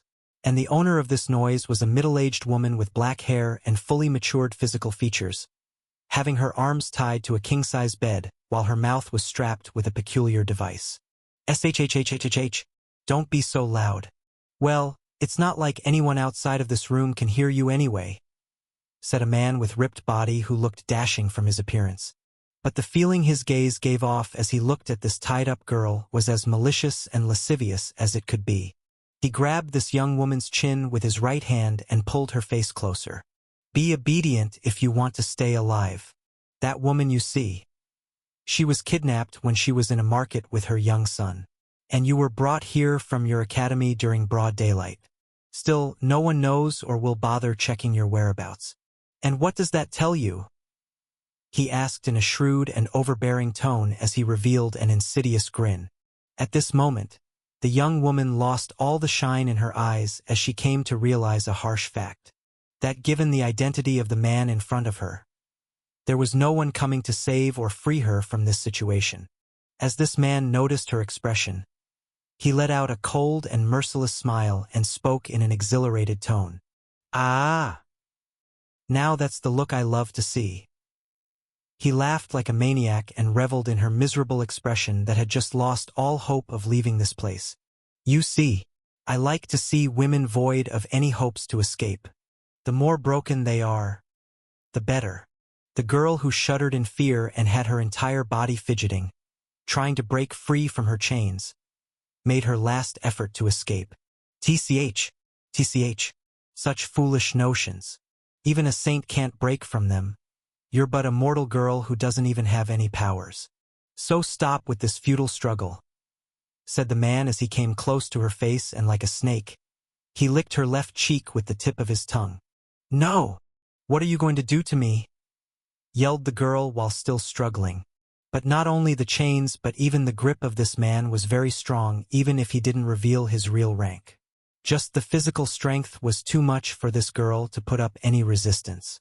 The man let out a smug smile and asked in return, "What do you think?" The next second, he ran his hand across her neck and stopped at the middle of her chest. The young girl's entire body froze as an eerie feeling overwhelmed her mind. Rip! Before she could react, the man ripped apart her academy uniform shirt. Her body jolted in fear and her eyes started tearing up again. After the imperial decree, humans were finally allowed to take formal education in the Vulcan Empire. And she had worked her way through the entrance exam against many oddities and her family's economical situations just to get admitted to the academy because of her bright mind and hard work. Her dream was to get a respectable job through education and end her family's poverty that existed since the past generation. But just this morning, she was suddenly kidnapped from her hometown and brought to this place. When she opened her eyes in this room, She saw this man in front of her and instantly pleaded him to free her given his fame and reputation, only to find that he was her captor, or someone who ordered it in the first place. And now, the man whose ballads of valor were sung across the empire just now tore off her clothes and exposed her bosoms. She wriggled in misery, but the next second, the man threw her on the bed beside the tied-up woman. The woman on the other end had an aghast expression as she was struggling to get out of the ropes that bound her hands. The half-naked man walked with steady step and pulled out the cloth wrapped around her mouth. Please let me go. I have a son. I have a husband. I have a family who's waiting for me. I beg you. Please let me go. She pleaded with tears dropping from her eyes like an endless river stream. After getting the gist of what the man intended to do with them, she understood what fate awaited for both of them. Rip. Soon, the man started ripping off their clothes one by one. Yet, there was nothing they could do to resist his cruelty. And as the woman feared, soon, he started forcing himself on them despite their pleading like a voracious monster. Ah, no. Ah, mercy, wailed the young girl as the man put his member in her private part forcefully. Ha! A virgin girl and a mature mother at the same time. It makes the perfect combination. I'm going to enjoy it a lot. It's been a couple of months since I could let out some stress, said the man without any care for the horrified expressions on their faces as he started ravaging them like a carnal beast. Soon, the room was filled with indescribable and horrific sounds of agony and screams that would send shivers to anyone hearing them. But to this man, it gave him more joy as he laughed and enjoyed their scared and terrifying screams. The next morning, the two bright suns shone on this castle atop the mountain as usual, and the sunlight entered through the window and lighted the room. But unlike yesterday, the scene was completely different. On a chair placed in the middle of this room was the man who had ravaged the two innocent women yesterday to quench his lust. Shwa! Soon, a figure clad in black armor suddenly appeared in front of him. He quickly kneeled in front of this man and gazed around the room. There's a summon for you, my lord, spoke this fireborn in a submissive tone. At this moment, he noticed the fate of the young girl and the mature woman with his own eyes. Two bodies lay scattered around the room, each with dozens of bruises. The young girl's head was detached from her body while the rest of it was thrown at a side of the room. Some part of flesh on her stomach and thighs was missing, as if she was devoured by a wild beast, while her left arm was nowhere to be seen. On the left corner of the room was the corpse of the woman hung down with a rope around her neck. There were multiple arrows piercing her body here and there, along with a horrified expression on her face. Just then, he saw a chunk of flesh fallen on side of the chair this man was sitting on, and his mouth was still fresh with blood. On the right side of the chair was a crossbow that still had an arrow knocked. Despite this gory and cruel scene, this new arrival wasn't surprised in the slightest, as if this was a common occurrence. The man in front of him first brutally aped these women like a fiend, to the point both the victims had damaged private parts, as he did not hold back his real strength of a saint. There were many lacerations on their bodies, and the young girl's lower half of the body was disfigured because of his brutality and was bleeding profusely. And after having his fill of lust, he had hunted them down for fun, and then he thrashed them until they died. And later, he gorged on the young girl's tender flesh. The woman seemed to have suffered the most, and for a longer period, as she was shot with arrows while her neck was tied to the rope, barely struggling to keep her life while suffering incomprehensible pain as she was shot with these arrows and bled to death. Azarog, when do we have to go? Asked the man sitting on the chair as he gave a look of fulfillment and exhilaration while gnawing on the left arm of the young girl. We leave at sunset, said this fireborn, who seemed to be a fourth-stage saint from his aura. He then continued his words and revealed the name of this person he often brought such helpless human women for, Lord Axel. Azarog Musgarf was a fourth-stage saint and also an heir of the Musgarf clan, one of the 6 main fireborn clans of the Vulcan Empire. In terms of manpower, standing, and authority, they were only below the Imperial clan and served the latter loyally since the very beginning when this empire was founded. As the unparalleled genius of his generation, Azarog was famed to be the biggest rising star 10 years ago among all the prodigies of the empire just at the age of 25. During those times, he rightfully won the title of clan heir and would inherit the position after his grandfather and father were done with their term. Yet, a once-in-a-century genius like him was now forced to do the dirty job for a monster like the hero of fire, Axel Lobethrox. And the main reason was, it was a task he was assigned to do by two grand figures of the empire. One being his grandfather, who was the current clan leader, and the second being Demiurge Val Arlem, the Pope himself. Because 5 years ago, when he was chosen to be a member of the Heroes Party, he came to learn a particular truth about the new generation of summoned heroes and what they signified for each empire. As for Axel himself, this man had a very dark past even before he was chosen by their god Hetrax and then summoned into their world. Once an individual of honor and dignity like Azarog was now reduced to a handyman who had been tasked with controlling people and having them kidnap such defenseless and weak women from the past 5 years because of his loyalty to his clan and the empire demanded him to. Even though he never thought highly of the human race like most of his kinsmen and the nobles of this empire, the acts Axel committed every month in the past 5 years were testing him to his core. This was the real face of Axel, the chosen hero whose acts of bravery and morality were spread across the empire, and the normal population worshipped him as the embodiment of their god's will. Even the other members of the Heroes Party were unaware of the hideous truth about Axel in any way. On the surface, he looked like an admirable human with integrity and ethical values, a facade he was an expert at portraying in front of others. But his true nature only the Pope and he knew about it. And on top of it, he was a cannibal. Precisely, he only liked to eat the flesh of women after he was done fulfilling his psychotic acts with them. Before the imperial decree, nobody cared about human lives, and authorities didn't even register missing humans because of the prejudice their social structure had against the race. But after the emperor's announcement because of the acts of Rogi's host Siegfried, the second prince became public.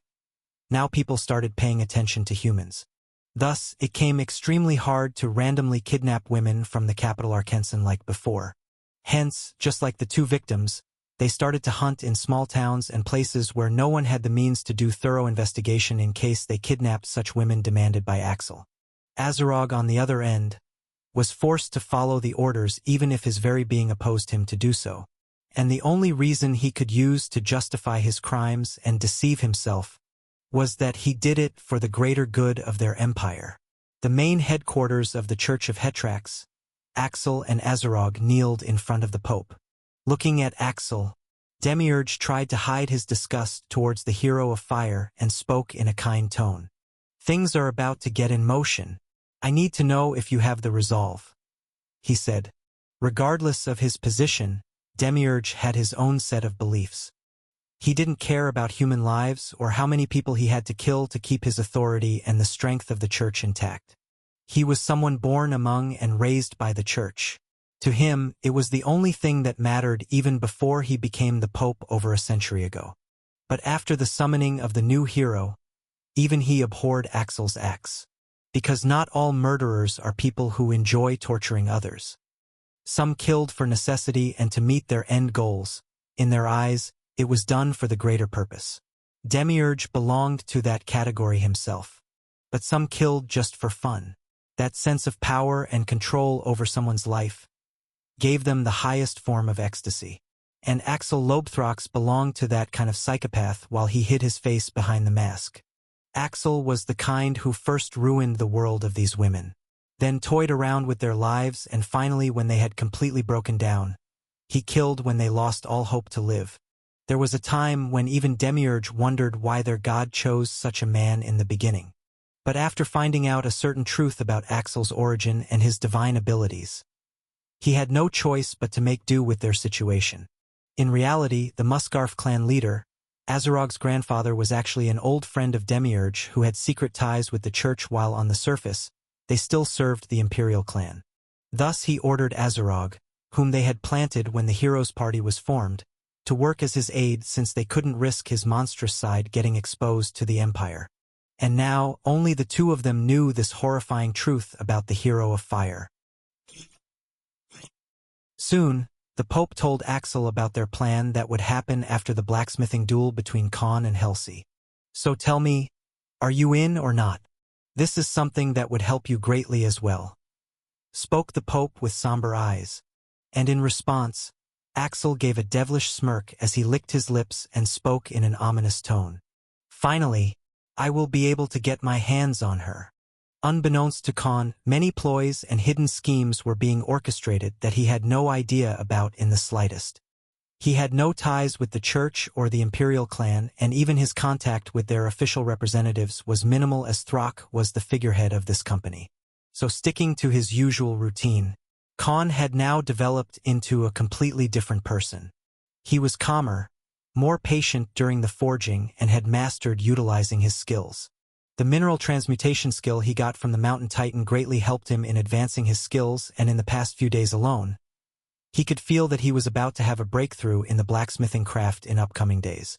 And like promised, Throck started teaching both his students about artificing, a branch of the blacksmithing profession that he had heard about since the time he lived in Flavit City but never had the chance to learn much about it. Because he had to hide his identity as Hero of Darkness, he couldn't inquire much about it from the old man Albestros either. But now, his new master named Throck Oakenshield was finally going to teach him this intriguing part of the trade that only the most experienced elves and the extremely talented blacksmiths like Albestros Winston, the top blacksmith of Rocco's Empire, as well as the top 5 saint-rank blacksmiths of Vulcan Empire, could master. Listen, brats, forget whatever you learned till this point. Although this is half the part of becoming a saint blacksmith, it has no relation with the skills you've acquired and mastered previously. Spoke Throck. Then he took out few books out of his space ring and placed them on a stone table placed at the western end of his private forge, where he was making Khan's weapons and armors using the guardian dragon's body for months since their deal was agreed upon. But today he stopped the work just to teach them the basics of this field. Artificing is also an integral part of the study of magic.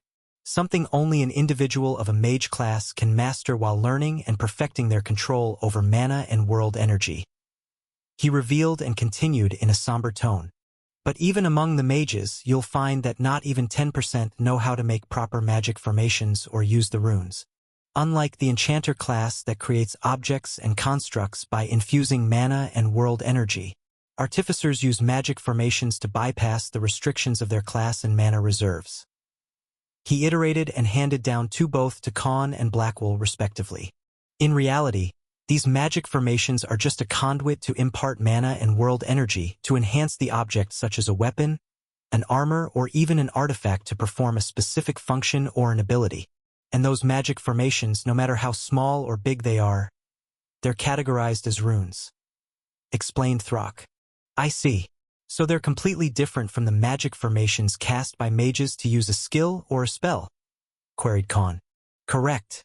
The normal magic formations by mages are often cast in order to convert their mana and world energy into a particular force associated by an elemental skill. Some can use it to protect themselves by casting a barrier, or even use it as an offensive skill while adding an element their bodies are compatible with. Said Throck like he was imparting a great wisdom of the world. But then how does one use that energy on a weapon or an armor? If the caster has stopped using their skill and thus closing the supply of mana, without it, the object or the artifact should no longer be able to hold it. There's no medium to store that world energy and mana at all. Queried Blackwell as he folded his arms. To his thoughtful question, Throck nodded in approval and answered, that is what makes it completely different than normal magic formations. They are cast to instantly attack or protect the caster for a prolonged period. But runes, they're not cast to use for either of the purposes, but rather storing and circulating the caster's mana and world energy, as if they're embedded on the targeted objects while functioning like a part of it. He explained. How? There's no source to sustain them after being drawn on the objects. Queried Khan with a perplexed expression. But to his question, Throck opened the books he gave to them and opened the first pages with each of his hands. Your answer lies here, he said with a content expression. He was already impressed by their queries because it attested to their thirst for knowledge as well as their mindset to seriously learn artificing. Khan and Blackwell started reading the first few paragraphs of the information written on the pages, and soon, their eyes were wide open. This This shouldn't be possible. How can it function like this? Asked Blackwell. That's what makes it really hard. And even the most talented among the magician class fail to master it because of the same reason. This practice of magic in itself takes years and lot of resources. Even though we don't have that much time, I will use the secret dwarven methods that our ancestors have been using to help you greatly improve those skills in short time. He said with a coy smile. But know this, it will need your undivided attention as well as full focus and commitment. You will need to master every single rune and understand how to imbue your own mana and magic in them. Otherwise the battle is already lost. Spoke Throck as he forewarned his disciples. Khan and Blackwell nodded in response, their eyes full of battle intent as if they were ready to face in millions of adversities thrown at them. To them, artificing was a hurdle they wanted to pass with their skills after coming so long in this journey. Thus, both of them were now fully prepared for mastering this new technique. All right then, let's make some graffitis. On the second day of training in artificing, just like before, Throck started explaining the ins and outs of the craft to build Khan and Blackwell's sturdy foundation, and thus, he started with the advanced knowledge from the get-go after seeing how much potential both of them had displayed after receiving the enlightenment. He drew the sign of two overlapping circles curved and connected to each other. Do you know what this sign represents? He asked. Infinity, replied Khan the very next moment. Huh? Did you read about it in the books? Ah, yes, replied the human disciple. Khan was a man of science in his previous life, so he obviously recognized the infinity sign. Let me ask you something. Imagine that this is a flow of mana and world energy represented through this sign. Can you tell me what principle this sign represents? He asked in a serious voice. Limitlessness, spoke Blackwell, although he had no prior knowledge about this sign like Khan. What does this signify to you? Asked Throck to Khan. No true end, incalculable, something that is impossible to be quantified. He replied like the true nerd he was in past life as Elric. Good. How would you two feel if I told you that we can apply the same principle while carving runes? Asked the old dwarf with a coy smile. To his statement, both the disciples had their eyes wide open. Impossible. Mana and world energy don't work like that, spoke Blackwell. Ha ha. Then tell me something. Where is the point of origin and where is the end? Also, which direction is it flowing in? To his question, both Khan and Blackwell were too stunned to speak. Because if this logic could be used in rune carving, there were simply infinite possibilities. Now do you understand how runes can sustain and integrate themselves? Asked Throck as he tested the cleverness of his disciples. Both Khan and Blackwell spoke in unison as they finally understood why runes worked the way they did. They finally understood the very foundation of runes and artificing itself after coming to this mind-boggling realization. Self-reforming, self-regenerating, and most importantly, self-sustaining. Everything was carrying on as it was supposed to happen. Whether it was Khan studying and perfecting his rune training or the church making their moves before the blacksmithing duel that was about to happen in 4 months from now on in order to overthrow the imperial rule. As the days closed by, Hector was making rapid decisions among his followers and trying to sway as many people as he could, whether they were influential people in the empire, owned big franchises, selling favors to nobles, or even using his authority as the prince to make underhanded and unethical deals just so he could increase his support to become the crown prince. Vanessa, on the other end, fared far better because to many of her followers, she was on good terms with Throck, who occasionally called her to meet her or Khan, the old dwarf's disciple who was to participate in the duel. In their eyes, Throck also represented the support of the Church of Hetrax. And even if he were to lose at this point, they were ready to extend their hands and support the dwarf because the endgame was more worth to them. And everyone was already aware how, compared to Hector and Rogies, one of whom had lost the rights as a prince, Vanessa was smarter, stronger, and her potential surpassed her brothers by a lot. Although many had qualms about her heritage as half-human, the visionary people also had their minds working differently and could see many possibilities that would actually help them reign supreme if they supported Vanessa instead of Hector. Because the rumors of the hero of fire being enamored with Vanessa had already reached their ears recently. The source obviously being the Church of Hetrax, just that they didn't reveal their face and used their other side branches hidden from the public to deliver this information to these figures. In reality, the church had plans of their own, and both Hector, as well as Vanessa, played a part in it. This rumor was just one of the seeds they were planting for the future, because soon there was going to be a change in the ruling powers. While everyone went about their daily lives, there was a completely different scenario in the imperial castle. 5 figures were seated in the throne hall of the emperor, 4 of whom were adorned in completely red robes.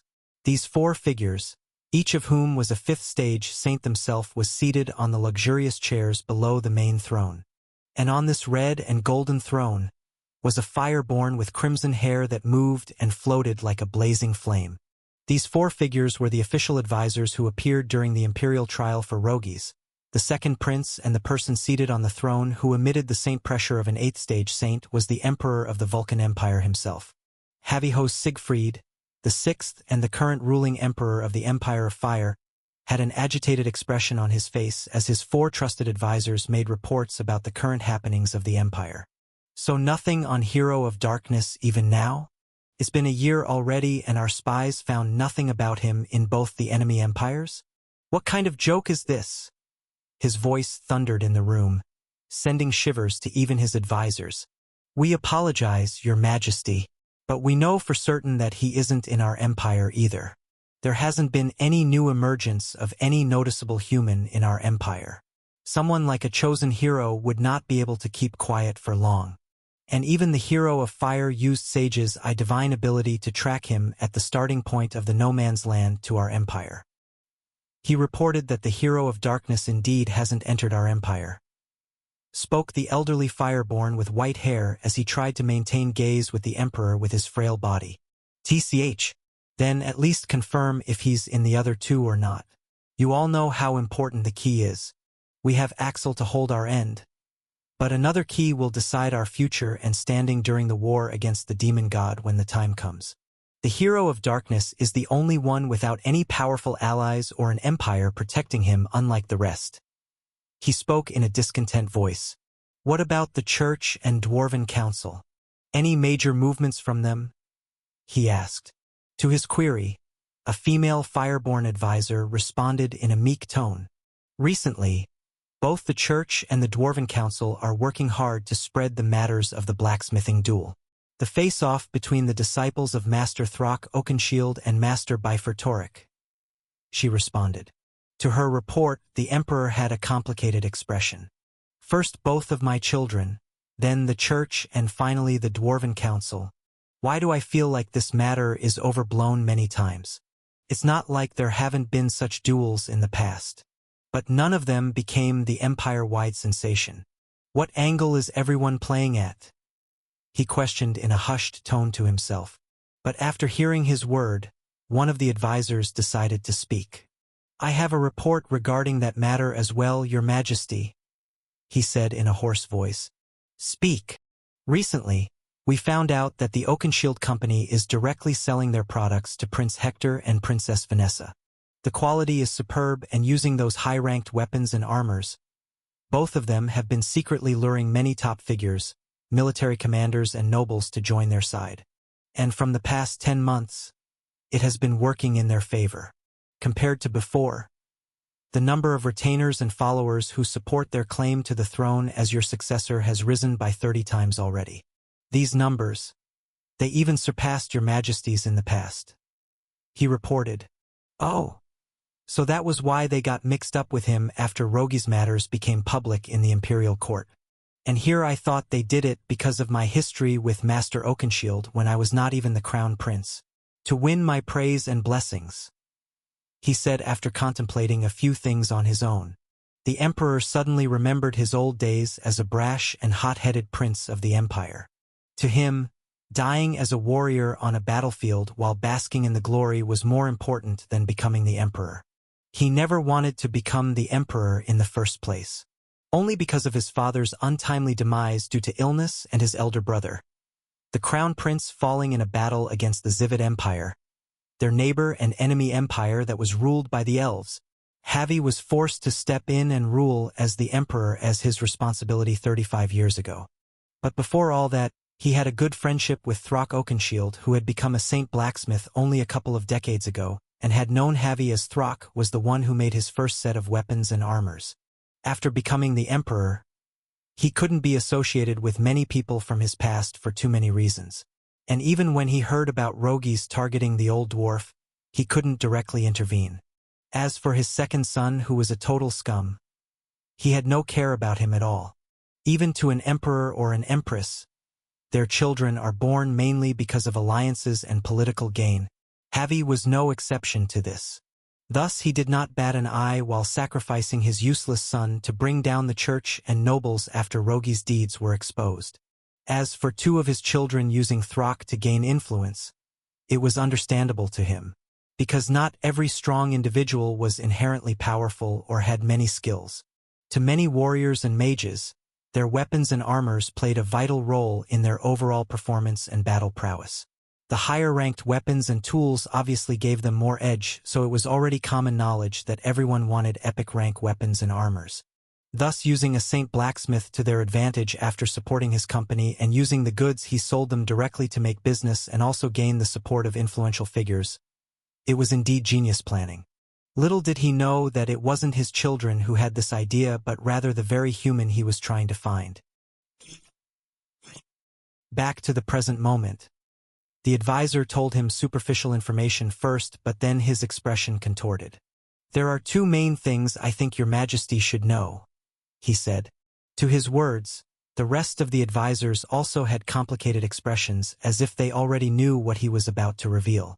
One of them concerns the issue of those who are protecting it. To be honest, it's not the issue of their rank, but their numbers. The Oakenshield Company has a total of 7 saints as guardians. What? Even the emperor himself was bamboozled after hearing this revelation, because saints were powerhouses no matter which empire or force. And 7 of them guarding just a weapon production company. It was something that even he couldn't digest easily. But the second is very critical, he said and sighed. "What are you talking about?" asked the emperor with a suspicious gaze. "It's about the relationship between Princess Vanessa and the Master Oakenshield's human disciple," replied the advisor and spoke in a grim voice. "Con Salvator." Havi host Siegfried, the current emperor of the Vulcan Empire, sat stunned on his throne as his loyal advisors informed him about 2 issues that even the emperor had to know of them. The advisor Fireborn continued. "Firstly, those 7 saints have questionable origins. Their appearance, their strength, and even their weapons are very different." He continued his report. "One is a first-stage saint who goes by the name Jugram Diablos.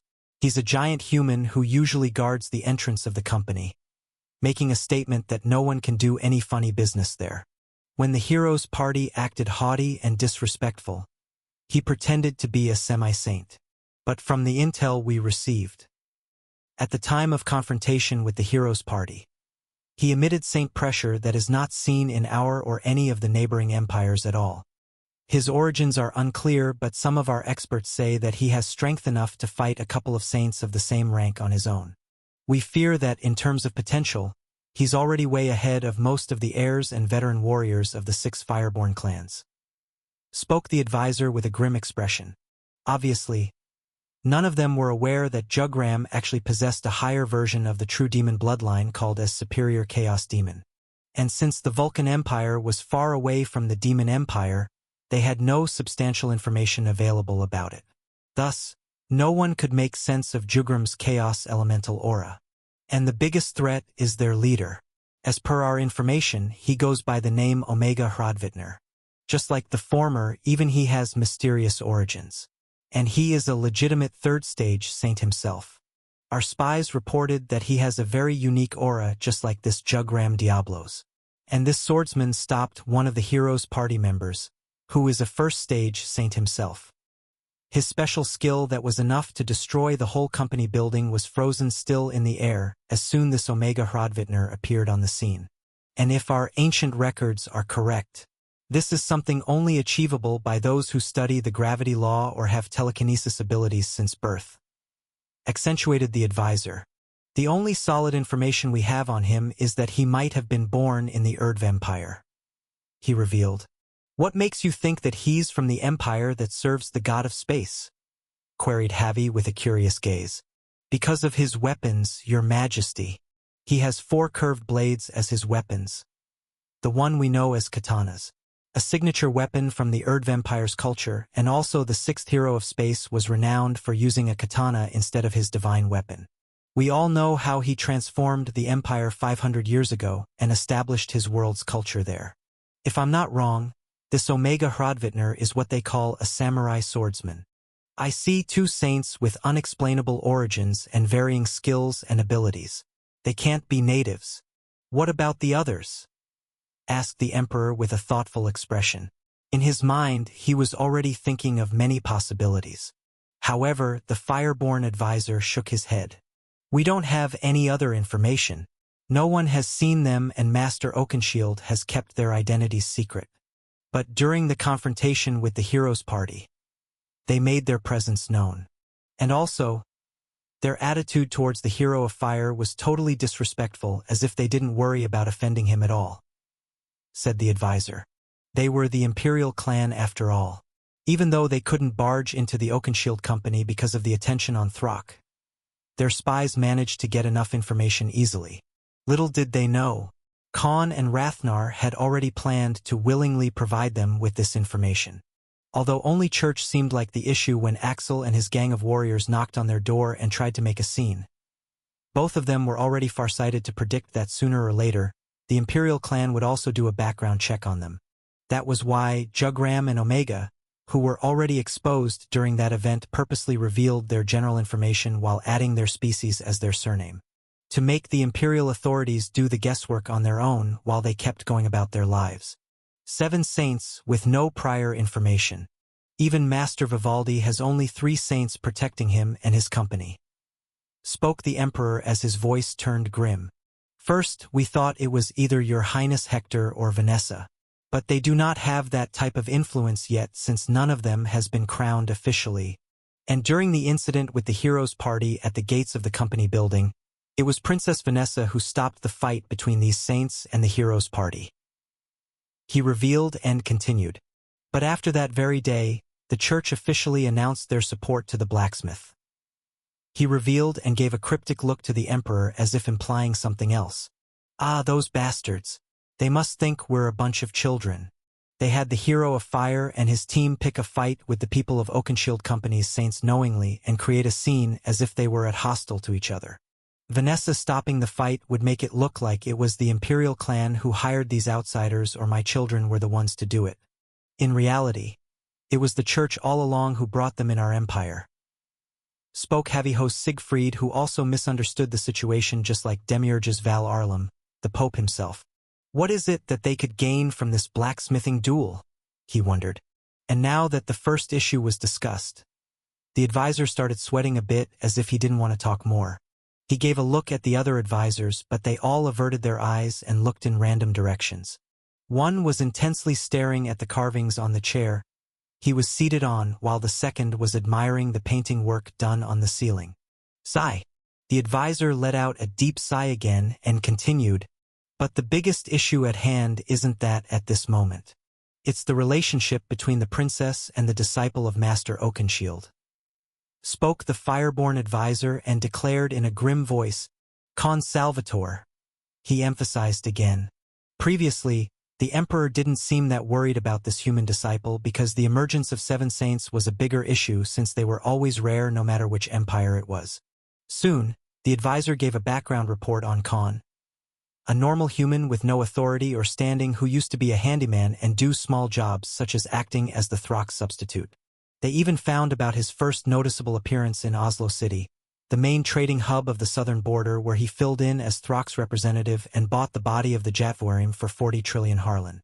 And then how he got mixed up between Oakenshield and Torek after the former students abandoned him and joined the latter's company because of Throck's beef with Rogies and the second prince having blacklisted him everywhere. Their intel even mentioned how Khan was forced to sign up a contract against his will by Throck. This was an altered story. In reality, it was Khan who willingly volunteered. Skip to the main point. said the emperor as he found these details unnecessary. The relationship between Throck, Hector, and Vanessa was already logical in his eyes. But he knew nothing about Vanessa's relationship with this human disciple. The thing is, Your Majesty, in the past 10 months, the princess has personally met with this human disciple many times. Among her supporters, we have a second-stage saint who personally witnessed her trying to recruit this person as one of her vassals.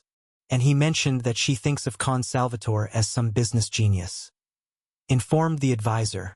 This second-stage saint the advisor spoke of was actually one of the 2 fireborn saints who were present with Vanessa when she invited Con to recruit him. Unbeknownst to her, he was one of the emperor's people himself, someone they planted to keep an eye on his daughter. But after that incident, she has been meeting him quite a few times under the name of recruiting him, since it's already given that he will lose the duel. Spoke the advisor again. And what's so surprising about that? A loyal vassal is a backbone for any ruler, said Javi with uninterested eyes. Recently, we received intel acquired from the workers in the company that whenever the princess meets this Con Salvatore, their relationship seems to be very close, he said in a fearful tone. To this, even the emperor rose his right eyebrow. And based on their behavior and how they treat each other during their meeting, which always involves both treating each other as equal and talk informally, or how they are always laughing and acting carefree around each other, he spoke and almost froze on his spot while mustering the courage to speak their final conclusion. Princess Vanessa seems to be in love with Con. One by one, the advisor started giving the details of Con and Vanessa's encounters that they managed to learn about through the insider in Vanessa's camp, and how her body language is always gleeful, as if she has unearthed a lot of mental pressure from her shoulders. Although this seemed like an overstretched conclusion in the beginning, the more the emperor heard about their encounters, the more he started to worry, because this was completely opposite to how Vanessa had behaved in 30 years of her life so far. Javi was already aware of his daughter's upbringing. Ever since her mother died, Vanessa eventually faced a lot of scrutiny from the clansmen and those from the 2 fireborn clans whose heiresses were married to the emperor. This made Vanessa, an 8-year-old girl, mature very quickly on her own and close her heart to the world in order to survive. Because if not for her being the emperor's daughter, she would have died long ago. Yet, the young girl who had no one to rely on, not even her own father, learned the hard truth of the world even before she came of age. That in this world a power ruled everything. It wasn't just physical strength or political power, and neither was it only some pretentious influence or position of authority. Real power meant transcending above all these sectors and conquering them with an iron fist to the point where no one would even dare to look you right in the eyes or defy your orders. That became the definition of the absolute power for Vanessa. The only thing she had ever since growing up was the Siegfried family name and a small villa to live in where she received enough support from the imperial clan to live leisurely. However, when her stepbrothers were growing up while being doted and loved by their families, Vanessa grabbed her mother's sword, her only memento, and chose to practice swordsmanship. The little girl in her died a long time ago, and now only a woman who strived for power and determination to sit at the top remained. And hence, to see her smile freely and act happy after having relaxing conversations with Con after every time they met, made everyone, including the emperor, feel that it was not just any normal relationship but a connection of hearts. Unbeknownst to everyone, Vanessa had a different outlook on her association with Con. Because of her being a half-human, and also losing all support from her mother's side after her death, along with the emperor leaving Vanessa alone to fend off for herself, she had put up a guard against everything. There were times when she let people in and became friends with them, only to find that they had ulterior motives and wanted to use her because of her heritage for their personal gain. She learned the hard way that once people do not see any merit in having a connection with you, they will abandon you as soon as they see a better alternative. Hence, till this point, she never really had friends growing up or wholeheartedly trusted anyone because of her own goals. Many people gave credit to her bloodline being stronger compared to her brothers, but no one knew how hard it was for Vanessa to learn everything by herself. That when girls of her played house, she was struggling to lift a heavy sword. When they dreamed of being a princess and getting saved by a Prince Charming, Vanessa's palms were full of callousness and her fingers bled as she practiced with her mother's sword. Many staked their future on her after seeing her potential and rise to strength in the past 10 years. But no one was there when she trained day and night, for months and then years. The only thing she had to learn and perfect her skills were her mother's sword and a book that had her family's swordsmanship techniques. Just based on these two things, Vanessa struggled. She stumbled and she got up, again and again to reach where she was now. She chose to defy this fate that was forced on her, and now that she knew her mother was strategically killed by the other two princes' clans, the fire in her heart raged more intensely. Vanessa was well aware that she was a hot-headed person because she had a controlling personality. Not because she was a control freak, but she grew up being vigilant about everything around her. Thus, once she set her mind to achieve something, she would not stop no matter what. However, there was this one human called Consalvatore. Ever since she met him, he was the only person who never had any malicious intentions towards her and expected any form of gain from her. He even rejected her offer to join her side despite her pestering him a dozen times. And the more they interacted, the more indifference he showed towards her. Normally, everyone would gentle down their tone, bow their heads and treat her better than their own parents as soon as Vanessa appeared in front of them. But in the case of this human, he treated her like she was a nuisance. Forget honorifics. Con didn't even call her with any titles and complained when she pulled him out of his training forcefully using her identity. While others, including her retainers, gave a sense of hidden intentions, Con was least interested in her life.